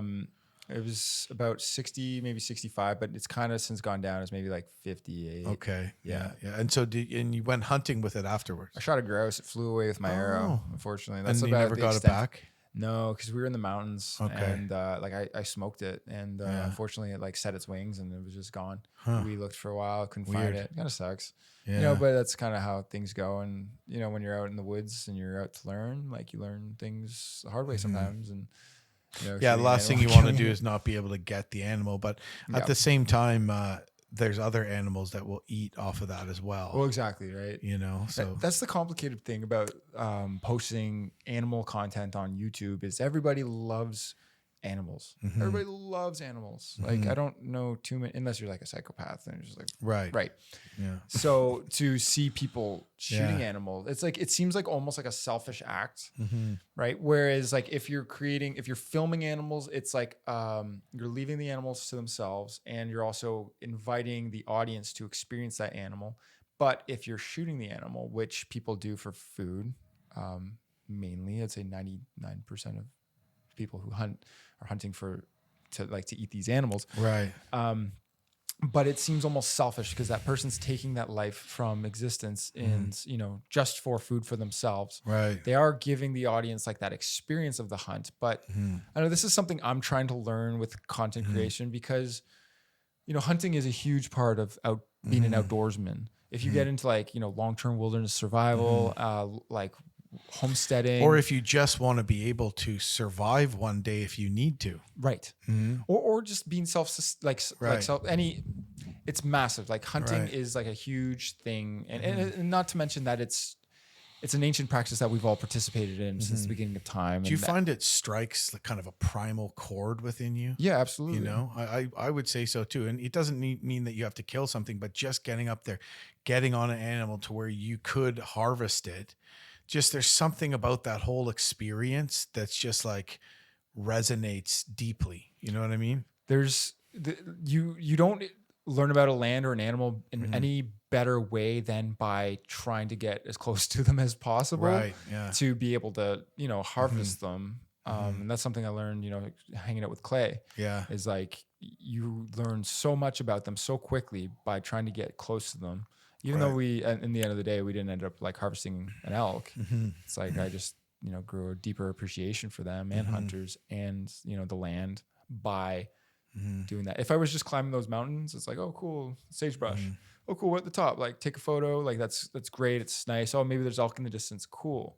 But then, taking that, like, not just a step further, but like 3 steps further by trying to like understand these animals' movements in order to get close to them so you can ultimately eat one for survival. Right. It's pretty cool. It's like the killing of an animal is never there's probably not too many people that like actually enjoy putting an animal down. Right. Yeah. I know Clay doesn't like that. He doesn't actually enjoy killing the animal, but it's just a part of that whole the whole experience that has to take place. And some people might say, oh, why don't you just take a photo of the animal? Clay had a good point. It's like the stakes just aren't like high enough and the reward isn't as, meaningful. And I'm not going to say that Clay said that specific, like it was something like, I'm paraphrasing here. Yeah. But, and I just like, it's one of those things that I've always been like drawn to, and whether I'm going to be a hunter in my future or if I'm just kind of learning about it, I just want to learn, and that's where I'm at with it. I still have yet to like kill and harvest an animal myself. I know that there's a part of my audience that is like, why the bunny animals? Hugging crowd, and that's cool. Like that's okay. There's nothing wrong with that. Yeah. As long as you're not like judging people. It is true. It's like if you're eating meat and you're supporting the factory farming system, like, and that, the amount of the carbon footprint, the amount of all kinds of other resources, pollution and everything that goes into that compared to wild meat is far worse for the earth than getting something from the forest. However, if everyone all of a sudden decided we're all going to eat meat in the woods, well, everybody wouldn't be able to eat meat because there wouldn't be enough deer tags, or if they all just went and started poaching, they'd wipe everything out too. Right. So there's too many people since we started farming too. But just on a core level, you're better off for the earth to sustainably harvest meat from the forest where there's a healthy population of whatever your query is, than buying it from the store. And there's all kinds of evidence to support that. Actually, there's an Outdoor Canada article in the last edition by a local guy, Steve, I forget his last name. He's a ice fishing guy from Halliburton, really interesting article, which is just a snippet of the larger 4,000 word essay that he wrote on that too. I was thinking about having him on the show to kind of dive into that a little bit more. I just feel like it just feels great to have a full freezer. My wife's like, this is amazing. I don't need to buy meat. And you know what I mean? I've, having a full freezer for years on end, you're eating healthier meat, you're feeding your kids healthier meat. That's the trophy, is just like, look at what I provided. And they say that just looking at red meat is relaxing for men. Because, because it's that ingrained. So if you're ever feeling stressed out, just go into the meat section of the store and just stare at a bunch of red meat, and you'll just be like, Okay. and it's true. Wow. This is true, because it's so ingrained, because red meat means, okay, my family's going to be fed.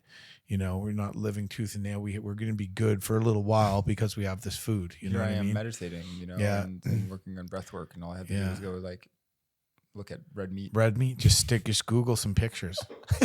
It's true. But I do like hunting, but like, for example, somebody like Wyatt, where that's their main thing. That's kind of sometimes part of the bigger trips that I do. You know what I mean? I love doing the big expedited canoe trip. So that's kind of like sort of secondary to me doing those hunts. But yeah, I still think they're awesome. You know what I mean? Good thing to learn. Yeah, it's like I want to experience it from start to finish. I've still yet to harvest an animal. Like I shot a grouse, flew away with my arrow. I've eaten somebody else's grouse. I've eaten game. I've not taken my own. Maybe we'll have some of Tori's venison lasagna after this. That sounds great. It's freaking delicious, dude. It's so good. The venison's got like a stronger flavor, right, than the beef, and so when you're mixing it with all the other stuff that goes in lasagna, I don't know how to make lasagna. Cheese, there's some cheeses flat and pasta and stuff. No idea. Tomatoes, right? It just that strength, that meat just tastes way better. Beef, then you go eat like regular beef lasagna, or if you consider that regular, you can be like, where's the flavor? You know what I mean? That's what I noticed anyways. I got some delicious venison sausages here. We had a good hunt this year just downriver. I took my freighter canoe in with a little 5-horse, 6-horse on it. Yeah, we ended up getting into a really kind of sneaky little spot where nobody else sort of hunts around, just on Crown. And you said you got on your last day. Yeah. It was pretty good, man. It was my brother-in-law got it. It was his largest deer he's ever got. Nice. Yeah, of course he just showed up, and I just like flagged the trail. I'm like, stand here, and he just blasted it, and he felt bad. I'm like, we don't care about that kind of stuff. I was in there. He's an experienced deer hunter too. Yeah. He's gotten more deer than I have. He's been doing it for years, and I like that aspect of it. It's also one of the things that I don't film. Like I do find that I don't want to knock what anybody else is doing, but I do find like if you're trying to make it as a hunter, as like on a TV show or on a YouTube channel, and you can't wait to shoot an animal so you can plug a bunch of products. You know what I mean? It kind of feels maybe a little disrespectful. And there's probably all kinds of guys that do that aren't bad people at all. But, the last thing I want to do if I harvest some animal that I'm grateful for is rattle off all my sponsors and prop all these products up on the animal and pose beside it. You know what I mean? It just sort of feels like it's takes something away from it. I know those guys kind of have to do that, and they're finding a way to lead their passions, and they're eating the meat and all that kind of stuff too. But I something about me just thinks that's kind of not my way. So if I'm going out there and filming a YouTube show for money, is that wrong? I don't think so. I think you're sharing an adventure with people. You're finding a way to put meat in the fridge, and I don't really have any moral qualms with it personally. You know what I mean? Yeah. Like, dude, no matter what, you're not going to be everything to everybody. You know what I mean? No, you can't. Yeah. You're going to find haters the bigger you get. And yeah, like my last video, I sang the Bonnie Banks of Loch Lomond, which I love. I don't know if you have a Scottish background, but yeah, it's this famous Scottish folk song, which is about an old war, and one guy's about to be executed, and the next guy's going to be left to go home, and it's kind of deep and sort of thought provoking. And I got these Scottish guys that are my comments like, "Lad, I'm from Scotland, and when I heard you sing the Bonnie Banks of Loch Lomond, it put a tear in my eye." And I like bunch of guys like two guys saying that. And then another guy's like, I was watching your videos, I thumbs up. As soon as you started singing this song, this Banks of Loch Lomond, unsubscribe. Yeah, you know what I mean? It's yeah. like this guy's crying and this Yeah, guy's yeah, angry and unsubscribing. What do you know what I mean? You can't please them all. Right, exactly. There's always going to be dislike. You can't I don't even bother. It's like your first time getting a disrespectful comment. It's like, oh, okay, I have to change myself. And then later you realize that there's a lot of people out there with and strong opinions and different opinions, and they're all over the map, and they could even just be crazy. Yeah. Yeah, absolutely. Well, a way I heard it the other day, which actually really helps me emotionally handle. Right. First of all, you were the one that said, when you start getting these negative comments on YouTube videos or social media, it's because your post is blowing up and it's being recommended to people that don't understand the context. But I heard a great, somebody put it, I forget who this was, but they said, okay, not easy to deal with. Oh yeah, when everyone's got hate, when you got haters, that means you're doing well. Be thankful. Yeah, okay, great. Wait till you get there, and you're just like, oh yeah, buddy, oh fuck yeah. And you're like typing in your phone, you're like enraged, right? Sometimes I get like that, and sometimes I just don't say nice things. I usually say nothing. I got one today. Just skip it. I posted that picture of my hunting, or like following around Clay with. Like as the videographer for his hunting trip, I talked about my experience being a videographer and how wonderful it was for Clay's hunt. And somebody commented like, you first talked about mental health, which is like a very serious thing that I talk about occasionally on my channel. Yeah. And now you're showcasing guns. I'm like, I don't get how those two things are relevant. Weird. Like what? Yeah. Like so if I talk about mental health issues and in myself and where I'm at as a human, and then in a different post I show a picture of my friend on a hunt with a gun, that somehow those like isn't this a great way to help with your mental health issues? Get outdoors and go hunting and shit. Like all these people that's a great way to help with it. But maybe he's saying like, oh, maybe people are going to shoot themselves or something is what he's getting at. I don't know. It's like I'm just talking about how like I struggled for a time and then I've since improved and this is how I did it. And then I went on this hunting trip separate. Right. I'm not. It was just some a people just comment. Don't understand, man. And it's like, suppose you're walking down the aisle in the grocery store and you're carrying some stuff and some guy just walks right in you, bumps into you, knocks you back, you drop your stuff on the ground and it seemed totally crazy, brazen and intentional. And you turn around to say something and you see the guy's blind. Right. Yeah. Are you still as mad? And that's kind of a metaphor to understand these people who are just blind in some way. Yeah. No, you would feel bad for that blind person. Right. So it's a good way to just remind yourself that, train your mind when you see these negative comments that's kind of who they are. At the same time too, like if you're going out there and blasting and you're doing a trophy hunting channel, but you're going out there, you're talking about nature, you're talking about the animal, you're not interested in just the horns, you're doing it for food. You're learning a skill that's something more meaningful. You have respect for the animal. That's a very different thing. Yeah, absolutely. You know what I mean? They're just going and blowing away stuff for fun. But I still like the hunts. They're complicated. But my big thing still is my like big canoe expeditions. Yeah, man. You know what I mean? And I think honestly, what you got coming up? Well, I'm gonna go up to Nunavut this year. Are Nunavut you? seems to be a place to go. Yeah, and then Tori and I and with John's the kids also are going up to Nunavut. Oh, is he? Awesome. Yeah. And me, Tori, and the kids are gonna go to the Yukon as well. Nice. Yeah. And I'm doing some other things, but and I think when it comes to survival, doing some of these expeditionary trips, like the Heart River I did in the Yukon, it's very remote. It's still challenging, but cool. It was beautiful weather and everything. Yeah.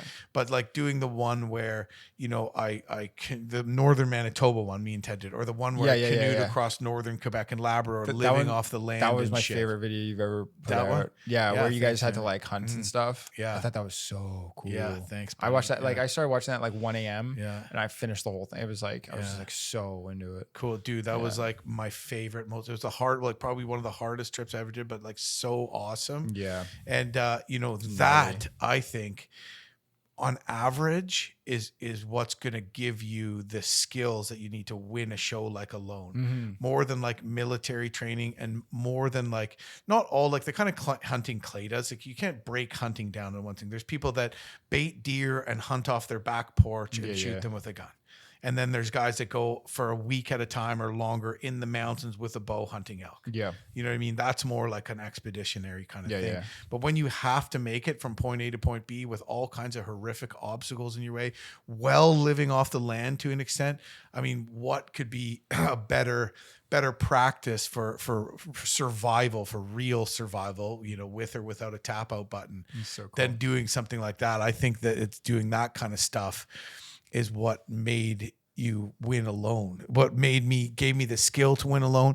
You know, like you know this too. It's the ability, like, I bet you when you started going out when you're younger, you started doing this stuff. Have you noticed your ability to tough it out more now than before? Oh yeah, of course. Yeah, I mean, it all works out in the end, or you die. So it's like, who cares either way. Yeah. Well, why do you think you're able to tough it out? What makes you tougher now to deal with, say, something as simple as like a soaker? Why do you not care now but used to care, or bugs, or whatever it might be? Because the relief from those bad experiences is so enjoyable. Yeah. I don't know. It's like you put yourself into like a really cold situation. Like the best part about being cold is when you get warm at the end of the day, or the best part about being wet is when you dry. So it's like usually the misery comes with, you know, the relief at the end, and relief feels incredible. Right. And it usually comes, or you die. So it's like, I think at this point, it's like, I'm probably not going to die soon. And I'm not pushing myself. Sorry. I think somebody's here. All right, that was all good. Yeah. I'm not pushing myself to such a degree that I'm at risk of serious bodily harm. Right. Oh, yeah.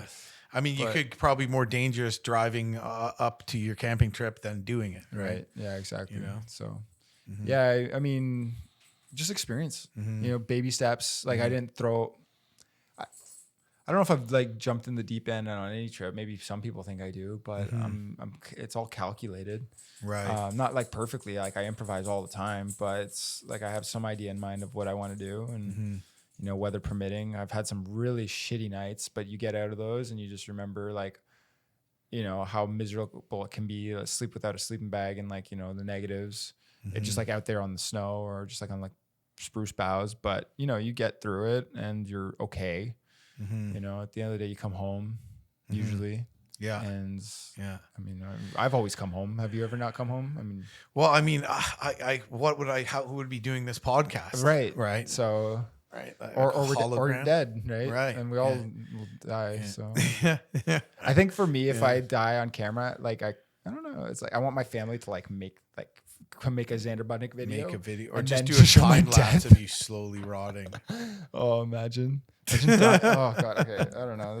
Sorry, bro. Sorry. That got dark. That got dark. But quick. like, no, showing my footage of like normal Xander Budnick camping video, and then there's just my death at the end. It's like, but if I weren't to die on camera, it's like I have like a few deaths that I would, like, a few burials. I don't know why we're going here, but yeah, we can. How would you like? I used to think I wanted to be shot into space, but now I love Hunter S. Thompson. I used to think I wanted to live amongst the stars, but Earth is home. you Right. know? Good point. So It's a Kermit the Frog song. Is it? Yeah, I don't want to live on the moon. It's actually gorgeous, brilliant song. love the Seriously, Muppets. yeah, it's actually amazing. Check it Yeah, it's great. What was I going to say?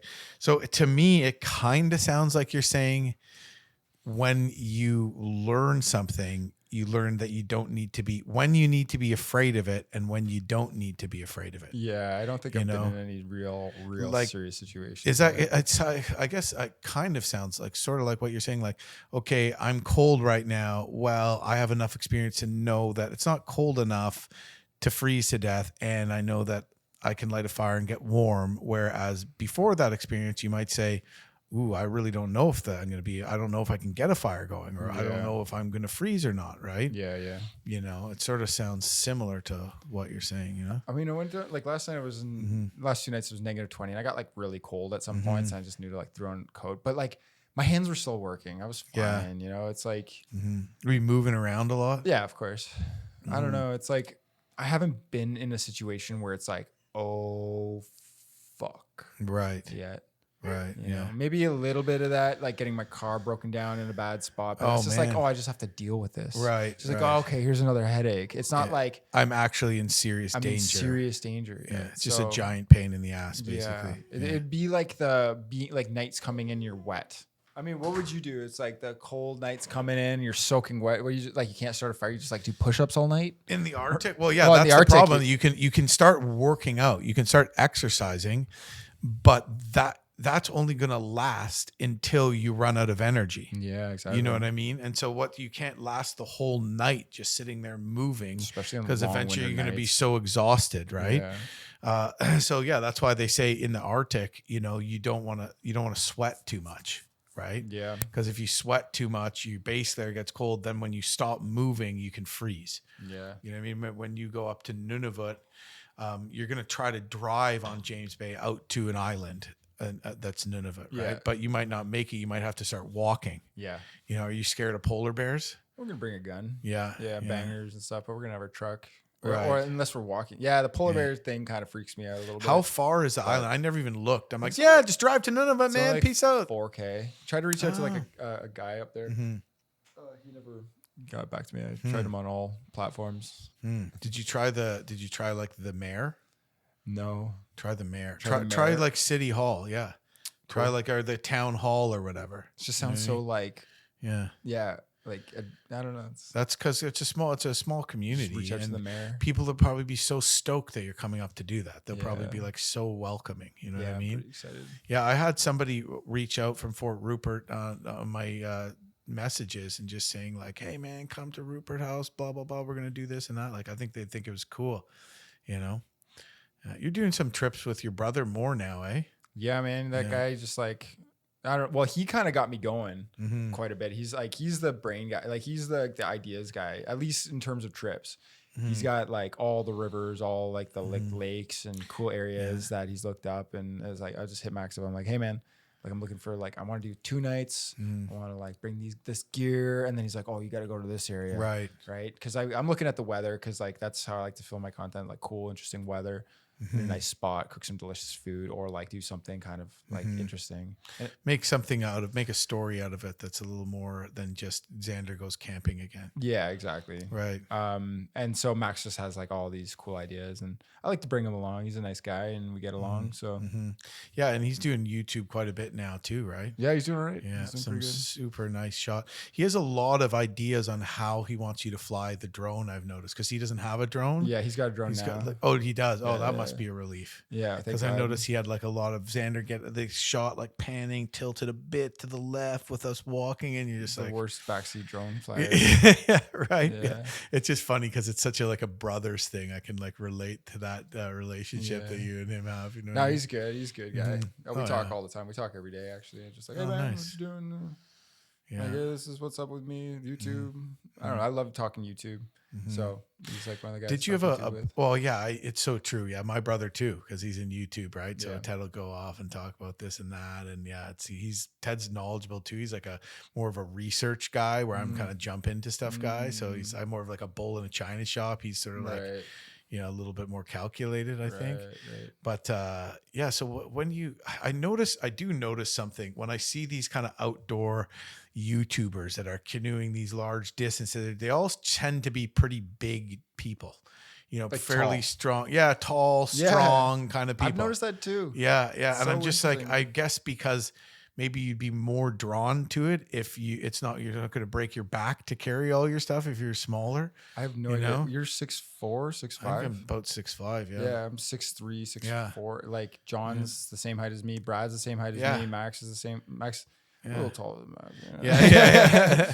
Well, there's just strong, like stocky types. Like the Voyageurs were like 5'4", but they're like built like brick shit houses. Yeah, those guys are a different breed. I need to know how they deal with the mosquitoes. Yeah, like I just need to know because how do they just suffer through? I think they meditate. That's what you're saying. Yeah. So like.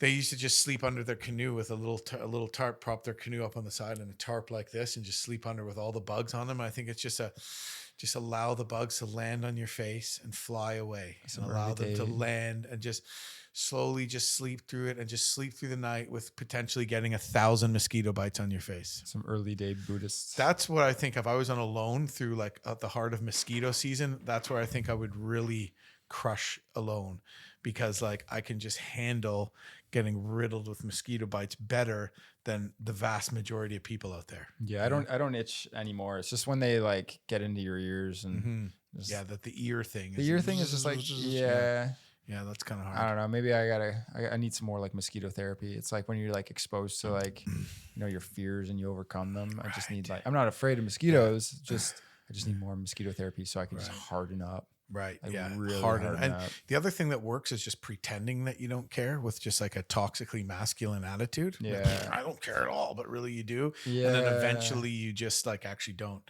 My uncle, so my mom's cousin, actually, when I was a kid, he's like, what you got to do is you got to go and you got to make a deal with the mosquitoes. You got to go into the woods and you got to lie there with just your underwear on and let hundreds of mosquitoes bite you all at once. And after that, it's like the mosquitoes have like taken this from you and now they will never bother you. Almost like literally he phrased it as like, you give this away to the mosquitoes and then you'll never be bothered. Like it was a conscious dealing, like a deal, like a handshake deal, right? But it did work. Like I went and did that and I've been immune to mosquitoes ever since. I don't really get swollen. I notice when I go to other places that I'll get swollen up a bit at first because the mosquitoes, they're different. There's like thousands of different types of mosquitoes. Right. Yeah. All kinds of different weird looking ones and stuff like that. Just go into the woods and make a deal with them. Yeah. Yeah. Do they, if you get swarmed by like, say like the 1,000 mosquitoes, like 5,000 mosquitoes that are there in that area that night, do you just like let them all take you and then you just lie there and you let yourself get like probably 200-300 mosquito bites. Don't swat them, just lie there for a while and then they feed a bunch of mosquitoes and then maybe I forget what I did. Maybe the mosquito feeding time came to an end and I walked back to the cabin or whatever. I forget, or I just got the hell out of there. You just let them have their way with you. They did. It was weird. Their proboscises were just going crazy. Are you okay? Yeah, I'm fine. We can, it's not a Me Too thing. Yeah. But a lot of mosquito proboscis penetration out there. There's something about mosquito. Yeah. Anyways. Black flies I find to be even worse. They just go in your nose and your eyeballs and it's just like, come on. By the time you're like about to die, it's already too late. You don't see it coming. Your whole face is swollen. Yeah. They're like, it's just like, they're like concentrate right here. Yeah. Do you know a time where the bugs were the worst? What do you mean? Like, what is the worst you've ever been eaten alive? I haven't even got it that bad yet, really? To be honest. Yeah, I've been fortunate the last few years to kind of dodge the mosquito season by being too far north and then coming south when they're done. I've been really lucky that way the last 3 years.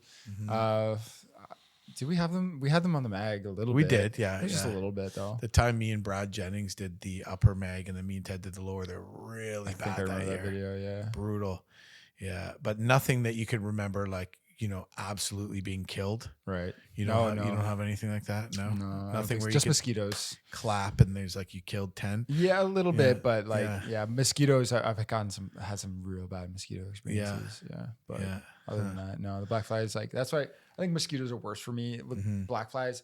Throwing a head mask and then you have a long sleeve and you're pretty much good with mosquitoes. Around here. Yeah. I would say, but when you get to somewhere where the black fly is like real bad, like Labrador, northern Quebec, where you just get hammered, you're like, okay, it's official. Black flies are worse than mosquitoes. Ted made that swap. I saw that happen with him because he was like, black mosquitoes are worse than black flies. I'm like, no, it's the other way around. And finally, he's like, it's official. Black flies are worse, and he totally changed his brand affiliation. Yeah, I haven't been exposed enough then. No. Well, that's probably a good thing. Yeah. Well, I mean, for me to live a very for me to live the life that I want to have like a whole host of experiences, right? Good or bad. But like, so to experience like very heavy black flies and also to experience heavy black flies is like something I want to experience. But not only that is like to experience very heavy black flies when you go into just like an experience with just light black flies, you're like, oh, this is nothing. Right. This is So great. kill yourself, and then nothing else can ever feel as bad, sort of thing. That's why it's great to go out on a rainy day, you know, like when it's pelting rain, you learn to deal with that situation where it's like absolutely devastates you. And then you just go on something like light rain. It's like, oh, this is kind of nice. Yeah. This is actually like great. And this is not just great. It's like, this is better than just like a sunny day. Cool. I like that. I like that philosophy. Yeah. You know, just toughen yourself up, callous yourself to it. And it's sort of like, that's kind of like what that survival skill is that, you know, I've talked about before, but it's sort of like, you don't care anymore because you've already you've put yourself in front of these really challenging situations. And now when it's less challenging, let's say you've been outdoors days on end in this driving rain. Now, when it's just drizzling, nobody that hasn't had the more intense driving rain for days experience is going to be as chilled as you are in the easy rain. You'll be having fun, and they'll be like, oh my God, it's raining so much. And you'll be like, this is nothing. Exactly. You know, and there's no way you can like take a course or read the survival books with all the like drawings of shelters. There's no drawing of like how to just toughen up. Like, how would that little diagram look? You know what I mean? Like, it would have to be metaphoric. Be a diagram. dude covered in like rain, you know, yeah. but like also like his bicep, like, I don't know. Yeah. Here's how to deal with it. Yeah, absolutely. So so you've been doing YouTube 4 years now. You're putting out 3 to 4 videos a month. Yeah, I'd say 2 to 3. I tried every week, but 3. now it's like I just can't. Well, you're also to your benefit. You're taking one big trip and you're moving it all into a single video, which I do sometimes. But for my longer trips, I'm doing like a video a day. You know, I do a 14-day trip. I'm doing like 12 videos, let's say, roughly, from a longer trip. But you take some of these longer trips and condense it all into one like epic piece, right? Yeah, they just play better. I mean, I find if you do episodic episodes, people tend to lose interest over the course of them. Me and John kind of figured this out. Yeah. So just to have like one big video, it just does better. Yeah. It has higher views and it doesn't look like it's trailing off. And that kind of makes up from your income, but also makes up from just your traction than skipping a couple weeks a month, let's say. Because I don't always put one up every week. I try to always get one up every week. Yeah, but you know, maybe I don't have enough time to edit all of them down. So if I was going to do it like you, I'd definitely have to condense, spend more time editing, do more trips too, you know? Yeah. I mean, when you're doing those like big 12-day trips, I personally think that things should be a little bit more condensed. Like that's just at least the way I like to watch content is probably like a little bit more condensed, and that's how I kind of create my content. Right. As opposed to something a little bit more drawn out. Like I like it when there's information. I like it when there's, you know, a fun story. I like it when there's beautiful shots, but I don't need, you know, 5 of those beautiful shots. You know, give me like the 2 best ones. Give me like the 2 best informational tips, and give me like that story that's like like the bread and butter. Yeah. Right. And just give me the package, because there's a lot of YouTubers, I think, that there's a lot of people out there that just want to see the whole thing. Right. But there's only so much I can watch of somebody, you know, on a portage, or, you know, watching somebody paddle a lake, or, I mean, this can apply to any piece of content, right? But there are people out there that just want to see every little bit of the story. It does get a little redundant, even for me to edit when I'm doing 24 days in Manitoba. We're eating pickerel every single day, cooked like the exact same way. It's hard to come up with creative ways to shoot it and edit it to make it look, you know, a little different and keep the audience engaged. Yeah. So I think you do amazing. It's a huge, people don't realize that it's a lot easier. Let's say you have, you know, all this footage. It's a lot easier to make a longer video out of that than a shorter video. Yeah. You know, so the ability to condense that in editing is a challenge that you manage to do. But what is there anything specifically, like what kind of keeps you going when you know, you got this, a job, you're an entrepreneur, you have this thing that you have to keep feeding that content machine. You have to keep getting out there and doing more adventures. Is there anything what is it about it that excites you, that keeps you engaged and keeps you going when it comes to content, when it comes to the outdoors and the whole package? I get so much from people's comments and just like the joy that I give people, Yeah. and the personal responses that people, give me, and how they've they've started like a passion for the outdoors because they saw my videos, or I've given them peace by them watching my videos. And that's, I don't know, it's such a wonderful feeling. And I'm somebody who seeks novelty. So I can't just do the exact same video each time. I gotta like push it, make it something a little different, even if it's like within the same kind of 2 nights tarp camping. It's got to be like a different spot, different objective, and even when you, so those things keep it interesting. But it's also like there are so many jobs out there that are just. I'm so lucky to be doing what I'm doing. And so I just don't take it for granted. Right. So it's like, so just that keeps you from going, how lucky you are. Every day. Yeah. I like every day. I do feel like very thankful. And I think I do feel this every day. I take time off when I need it. I go do the jobs that I want to do at times I want, and I feel driven to keep working. I'm very, very fortunate to be in the position that I'm in. So you share and helping brightening other people's day is what kind of your driving, what helps inspire you in return to then help inspire other people through your content. Yeah, and also just like YouTube metrics that showing that it's fun to create a piece of content that, gains attention, holds interest, gets responses, and creates value. Right. And that's like in a certain niche. And for us, it's like outdoor, which is just like amazing. So not only can we go on these cool adventures that are life-changing, teach us, valuable skills, like gives us, personal development, and breaks us down and beats us up and builds us up, and just doing these trips that people might only get to do like once a year, once every decade, but we get to create a piece of value out of that. We get to go out, live an experience that's not everybody's. Even just this trip that I did last night, just 2 nights tarp camping in -20.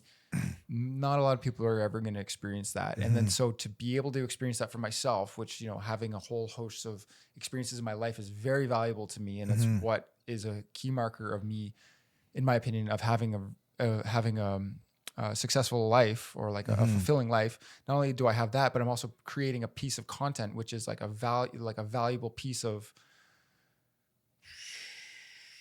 substance. Like I'm creating something for this world that people can enjoy. They take inspiration from. They might just get leisure from, and enjoyment with themselves and their family.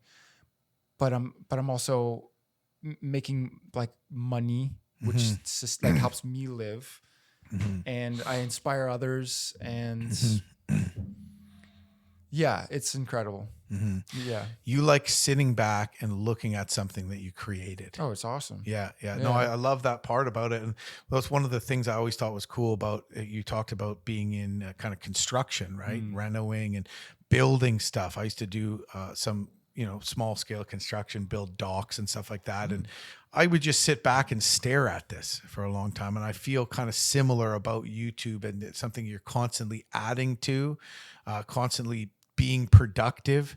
You know what I mean? And you hear a lot of people, they aim to be happy, right? And you're sort of touching on this a bit. They aim to be happy, but if you aim to be happy, well, then you kind of get the people you see these ultra wealthy kids, and their daddies are giving them like Lamborghinis, and they're traveling the world on trust funds. And a lot of them are just miserable because the focus, or their parents focus on trying to make their kids happy. I want to give them all these amazing things, as opposed to being productive. Because when you're sort of productive, when you're creating things, when you're helping other people, that's kind of where you get happy from, right? Oh, and would you agree? Absolutely. Yeah. Like giving back and creating, like giving back to the community in some way. It's like, like creating something for this world that's actually of value. I think everybody does that to some capacity, but sometimes when I look at some of the statistics. Have you ever looked at the hours watched on your YouTube? I did some numbers just from Toronto, Montreal, Mississauga, and Winnipeg, and it was like 18.5 in years worth of people just in those cities have watched my YouTube channel. Yeah, years. Like that's how much value you've created of like entertainment, which is a valuable resource. You know, entertainment, education, inspiration. You know, these are the things that we're creating through you know, content. You know, and information is a big part, but like hours, like I think I looked at. Should I pull up a stat? Sure. No, we'll just pull up a stat. Yeah. This is a little bit mind blowing sometimes. Yeah. So in the last month, 391,000 hours have been watched. Wow. So of my content. Yeah. It's 391 hours times. No wait. You want to wait 391,000 divided by 24 hours in a day. Divided by 365 days in a year, it's 44 years. 44 years. So in the last month, people have consumed 44 years worth of watching. That's like older than I am as a person. Like that's if you spent your entire life watching. If I spent my entire life watching Xander Budnick, I wouldn't even watch as much as people have watched Xander Budnick this month. Yeah. So it's like that's an enormous amount of value created for this world. Like, and it's cool. Yeah. I I like to look at something like that and hope that we're doing something for conservation. And, you know, I think there's something to be said for people that are outward sort of advocates or activists. But I think there's also something to be said for just putting stuff in front of people and letting them make up their own mind. And I see that from people I've brought out on some of my larger trips and seeing them get a connection with, you know, whatever it be, with nature, with God, with a greater power, looking at the mountains. And, you know, it never would have worked if I told them, hey, this is what you're going to discover when you're out there. Right. Yeah. But you see them connect with it and you're like, okay, I get it. I hope that in some sense we are being able to do that we're giving people a connection to nature and to these traditional skills and our roots, so that maybe the next time we decide that we might want to plow every last inch of the forest to build Walmarts, people might be like, hey, maybe we don't do that, or maybe we build one Walmart and leave a lot of the forest. You know what I mean? Yeah. I like to think that maybe all those hours kind of add to that a little bit. I think so. Yeah. I don't know. Are you kind of a conservation minded person when it comes to that sort of stuff? Absolutely. I mean, if it wasn't for the parks and, you know, Crown Land and stuff, like what do we got? We just got another parking lot. Right. It's like, that's, you know, nature, like you can look anywhere in nature and there's a little bonsai garden, right? You look at any shoreline and there's like a little perfect composition of perfect composition of, just can't even describe it, how these things kind of like work together to titillate the eyes. And then you have, you know, human constructions, which are just like straight lines, walls, and you just can't.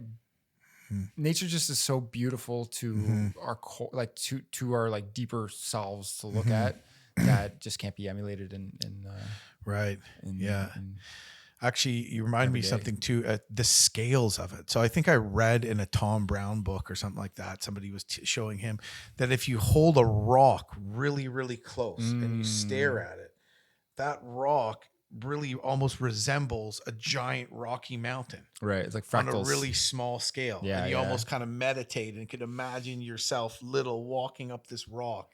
You know what I mean? It's just like, even on these tiny scale things, you know what I mean? Nature just has like a sort of amazing kind of brilliance to it in every way, shape, or form. It's like the rivers, rivers down to streams, the way they snake through nature. It's all, you can zoom in to, you know, as close as you can, and it's the same.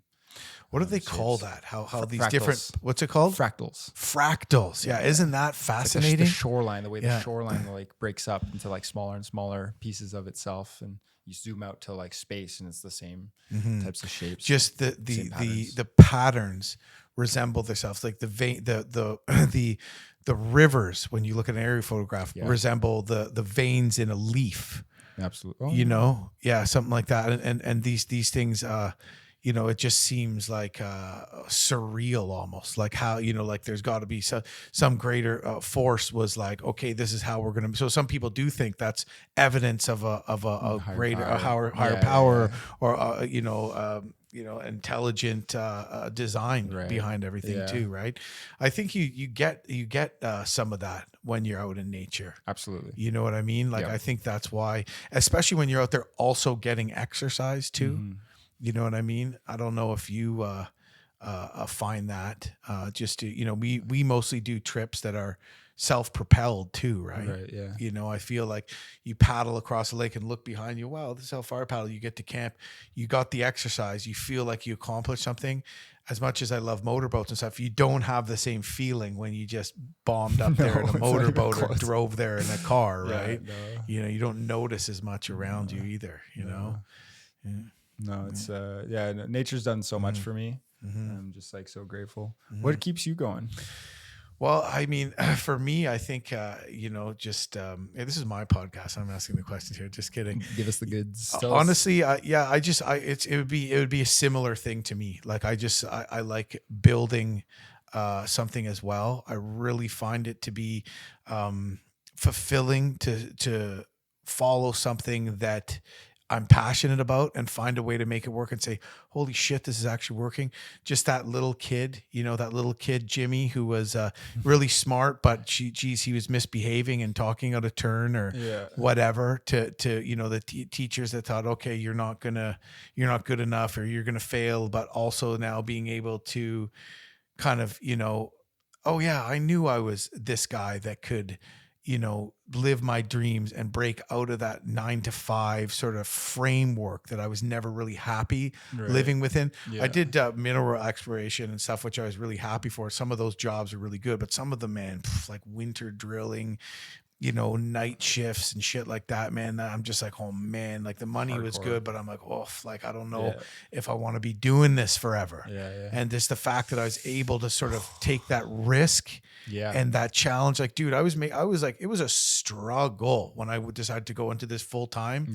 I was sort of out of necessity. I was like $35,000 in debt and like rode home with like on fumes from an expedition in northern Quebec and found a check in my mailbox that I forgot was owed to me, and be like, oh my God, thank God, like I forgot this is, wow. Now I can pay these bills that I didn't think I was even going to be able to pay. You know what I mean? Right. So yeah, but I think everybody has stories like that, that are trying to do something that's out of the box, that's different, that's a risk. You just got to keep chasing it. You just got to keep going. Like, even if you like have to take some steps back, as long as you keep the dream alive, don't get too caught up with like, having dental somewhere. Like, don't like the comforts. Right. Yeah. You can't, because like then you just, well, I don't know. I've never been in it, but I know I would die a slow death if I'd rather just have no teeth. Yeah. Me too. I had a fortunate family. Like my mom's like godsend, like when I was struggling to make it as a YouTuber and like plucking away at it, like I worked for her like for about a year as I was trying to like pluck it as a YouTuber, and I would just be able to like take some time off. Yeah. And then it's just like my traction stuck. And she's like, go pursue your passion. Awesome. Right? Man, nobody does anything fully by themselves. And it's probably what is hard, right? And you can see how people that just have very few helping or society, or they're born into a challenging situation, how hard it must be for them. You know what I mean? So, it's I do feel lucky for sure, like you do, but you do, it's not all just luck. You haven't just lucked into this. This has been like, I've been thinking about this for many years. Right. Like, just like, how do I get in here? And then there's also like overcoming, just my own blockades, right? Yeah. Which were numerous, as we all have. Right? Well, not everybody has them. Some people just jump right in it. Yeah, they're like, boom, right. They hit it off the bat. You dealt with some of that shit that you had to overcome, though, dude. Like, which you talk about in your videos as well. Yeah. Well, it's kind of fun. It was like serendipitous too, because like I'm an alcoholic and like addict or whatever. 3+ years sober now, which is pretty sweet. We should celebrate this. Grab I was hoping we'd come on this beer bong, bro. Yeah, 3 years sober. So with this podcast, we just come on and get blackout drunk and just talk politics. It's like rant just to no end. Yeah. Anyways, it was kind of cool because like threw myself in rehab because I was like basically I was fucking rock bottom. Threw myself in rehab. Like I was making videos before that, but like I was fucking pissing around and being an idiot. Threw myself in rehab, got out, and then basically like 3 weeks later, I'm just like I'm going winter camping and I'm pumping out a video a week, and it was like my third video, fresh out of rehab that just like stuck, and like the few running up to that were doing better and better, and then the third one just like popped off. Maybe it was the fourth, and then it's like I'm full time. Yeah. And then it was just like people just latched onto my story and just like they liked the content, and the YouTube gods like honored me. And then it was just like I've been full time since. So it was like, I turned my life around, got sober, and then I was kind of like blessed. How did that feel? Like, fucking amazing, man. 2021 was like this year that's just like, it was like, I'd freshly been sober and getting my life back together. It wasn't easy, but and then seeing the career come to life. Right. And getting respect from people and followers, getting fans, and being a creative and also just being outside and so 0 to hero. Not that you're ever a zero, but getting to be outside, which is great for all that kind of stuff too, so right? Like for the brain, man. One of the things Wyatt was talking about is how he basically got over his alcoholism when he was on Alone. I don't know if you watched season 10, but he like decided like that's it out there. And it was like such a healing experience for him, which is one of the reasons probably why he didn't care about any of the money. That's worth more than the money. It's amazing. For sure. You know what I mean? But wow, that must have felt good. What that is inspiring. So you had these addiction issues, rock bottom. Did you ever think that it was possible that you were going to be able to like blow up like that? I didn't think it would be like that. I'm like, I'm just going to like put myself out there, see what happens. And then it turns out people like that. Yeah. Right. People, it was like, I can't even stop eating crackers. You know what I mean? Like I can't imagine if I had like a legitimate addiction to try to quit it. I tried to quit for years. Right. And just like, maybe if I just do this and that. And like, it just ramped up over years. I had addiction issues since I was young. I remember like stealing alcohol from like my grandparents' cabinets or like, going like wanting to go to the dentist so they could give me laughing gas because it gets you high and smoking weed as early as possible. Any like experimenting with all sorts of drugs. I like kept away from like the hardest of hard drugs because I knew that leads down a path that I didn't want to dabble with, smart, so I didn't go that route, fortunately, but I was pretty strong into like the pills that were prescribed to me.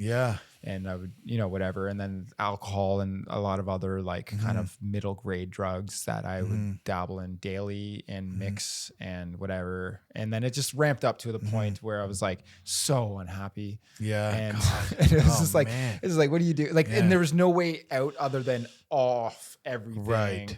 Right. So that's where I'm like, okay, let's go to rehab. And that was fun. Met some interesting folk. And then just dove right into YouTube and holy bada shit, bing, bada boom.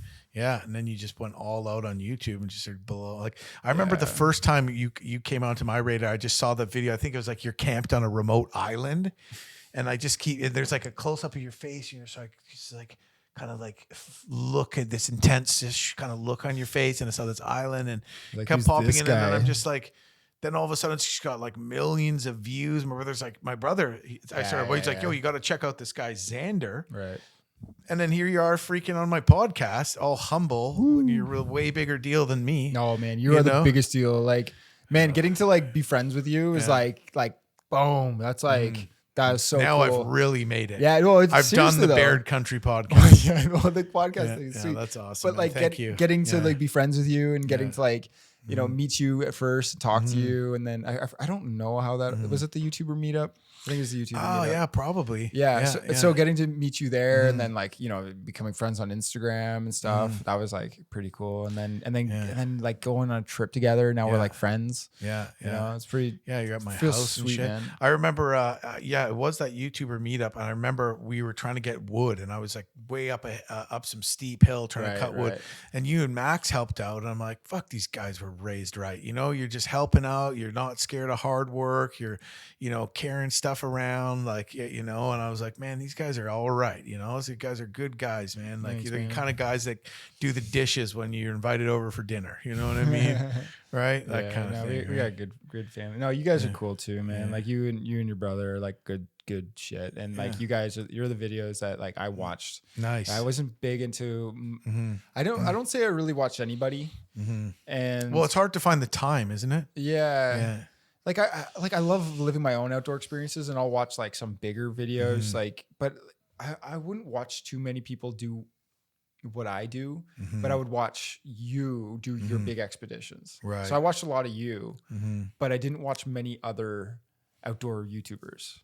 Yeah, I like you resonated with me, especially early on. Well, I did see that when you're lighting a fire, you grab the sticks and hold the. Oh, I do that all the time now. I'm like, did he get that from got me? that You're from like, you. got this from you, I got dude? a lot of stuff from you. Yeah. Yeah, it works great, eh? And that's the cool thing about YouTube too, is like you don't have to like teach. It's like, this is how you do this. You want sticks about this size. Like you just show it, like you just do it, show it. And that's kind of what I do most of the time too now. It's like you just show by doing as opposed to by telling. And people pick it up pretty quickly. Yeah, it's maybe for the short form kind of how-to videos. A lot of the time people don't really want to be told. They want to learn something, but they don't want it to be like in such a, you know, kind of teacher sort of textbook sort of way, I find. You know what I mean? They like to pick it up on their own. They can just see it quite quickly. Just go. Yeah. It's like, as opposed to, you need this size of stick precisely, and then you. Right. It works good though. Sometimes even when the wood's wet, you can't find birch bark. Just grab a bunch of sticks, hold the lighter under it, put it down, build the fire on top. Right. Yeah, it's cool stuff. Man. Yeah, nice, man. I find I try to use the ferro rod as much as possible because it's like it's the closest thing to being in the Harry Potter universe as you can without actually being a wizard. And who doesn't want to be a wizard? Exactly. Yeah, and just jump full speed into the LARPing scene. yeah. So what's that? So that's the next stage. The next Xander YouTube Budnick's, channel. Yeah, Xander Budnick 3. Just 180 and just go full nerd. Love it. So what's next for you, man? You're telling me about some upcoming trips. So short little winter camping videos throughout the winter. The Nunavut truck trip. Maybe working with Toyota. Yeah. Maybe I'm speaking too soon. I don't know. Yeah. Anyways, I'll be driving my Toyota. So Toyota boy. Yeah. I'm going to Panama for doing like a wilderness survival course with Tom Wilson. Panama. Yeah, Panama. Wow. On an island. Oh, Should be no cool. kidding. So it's like a course. So I'll be learning like survival skills to learn how to. Tom and Will, like from Castaway, Tom and Wilson. No, Tom Hanks. Oh god, Tom something. He has a channel. It's called Wilderness Survival. He's been on YouTube forever. Neat.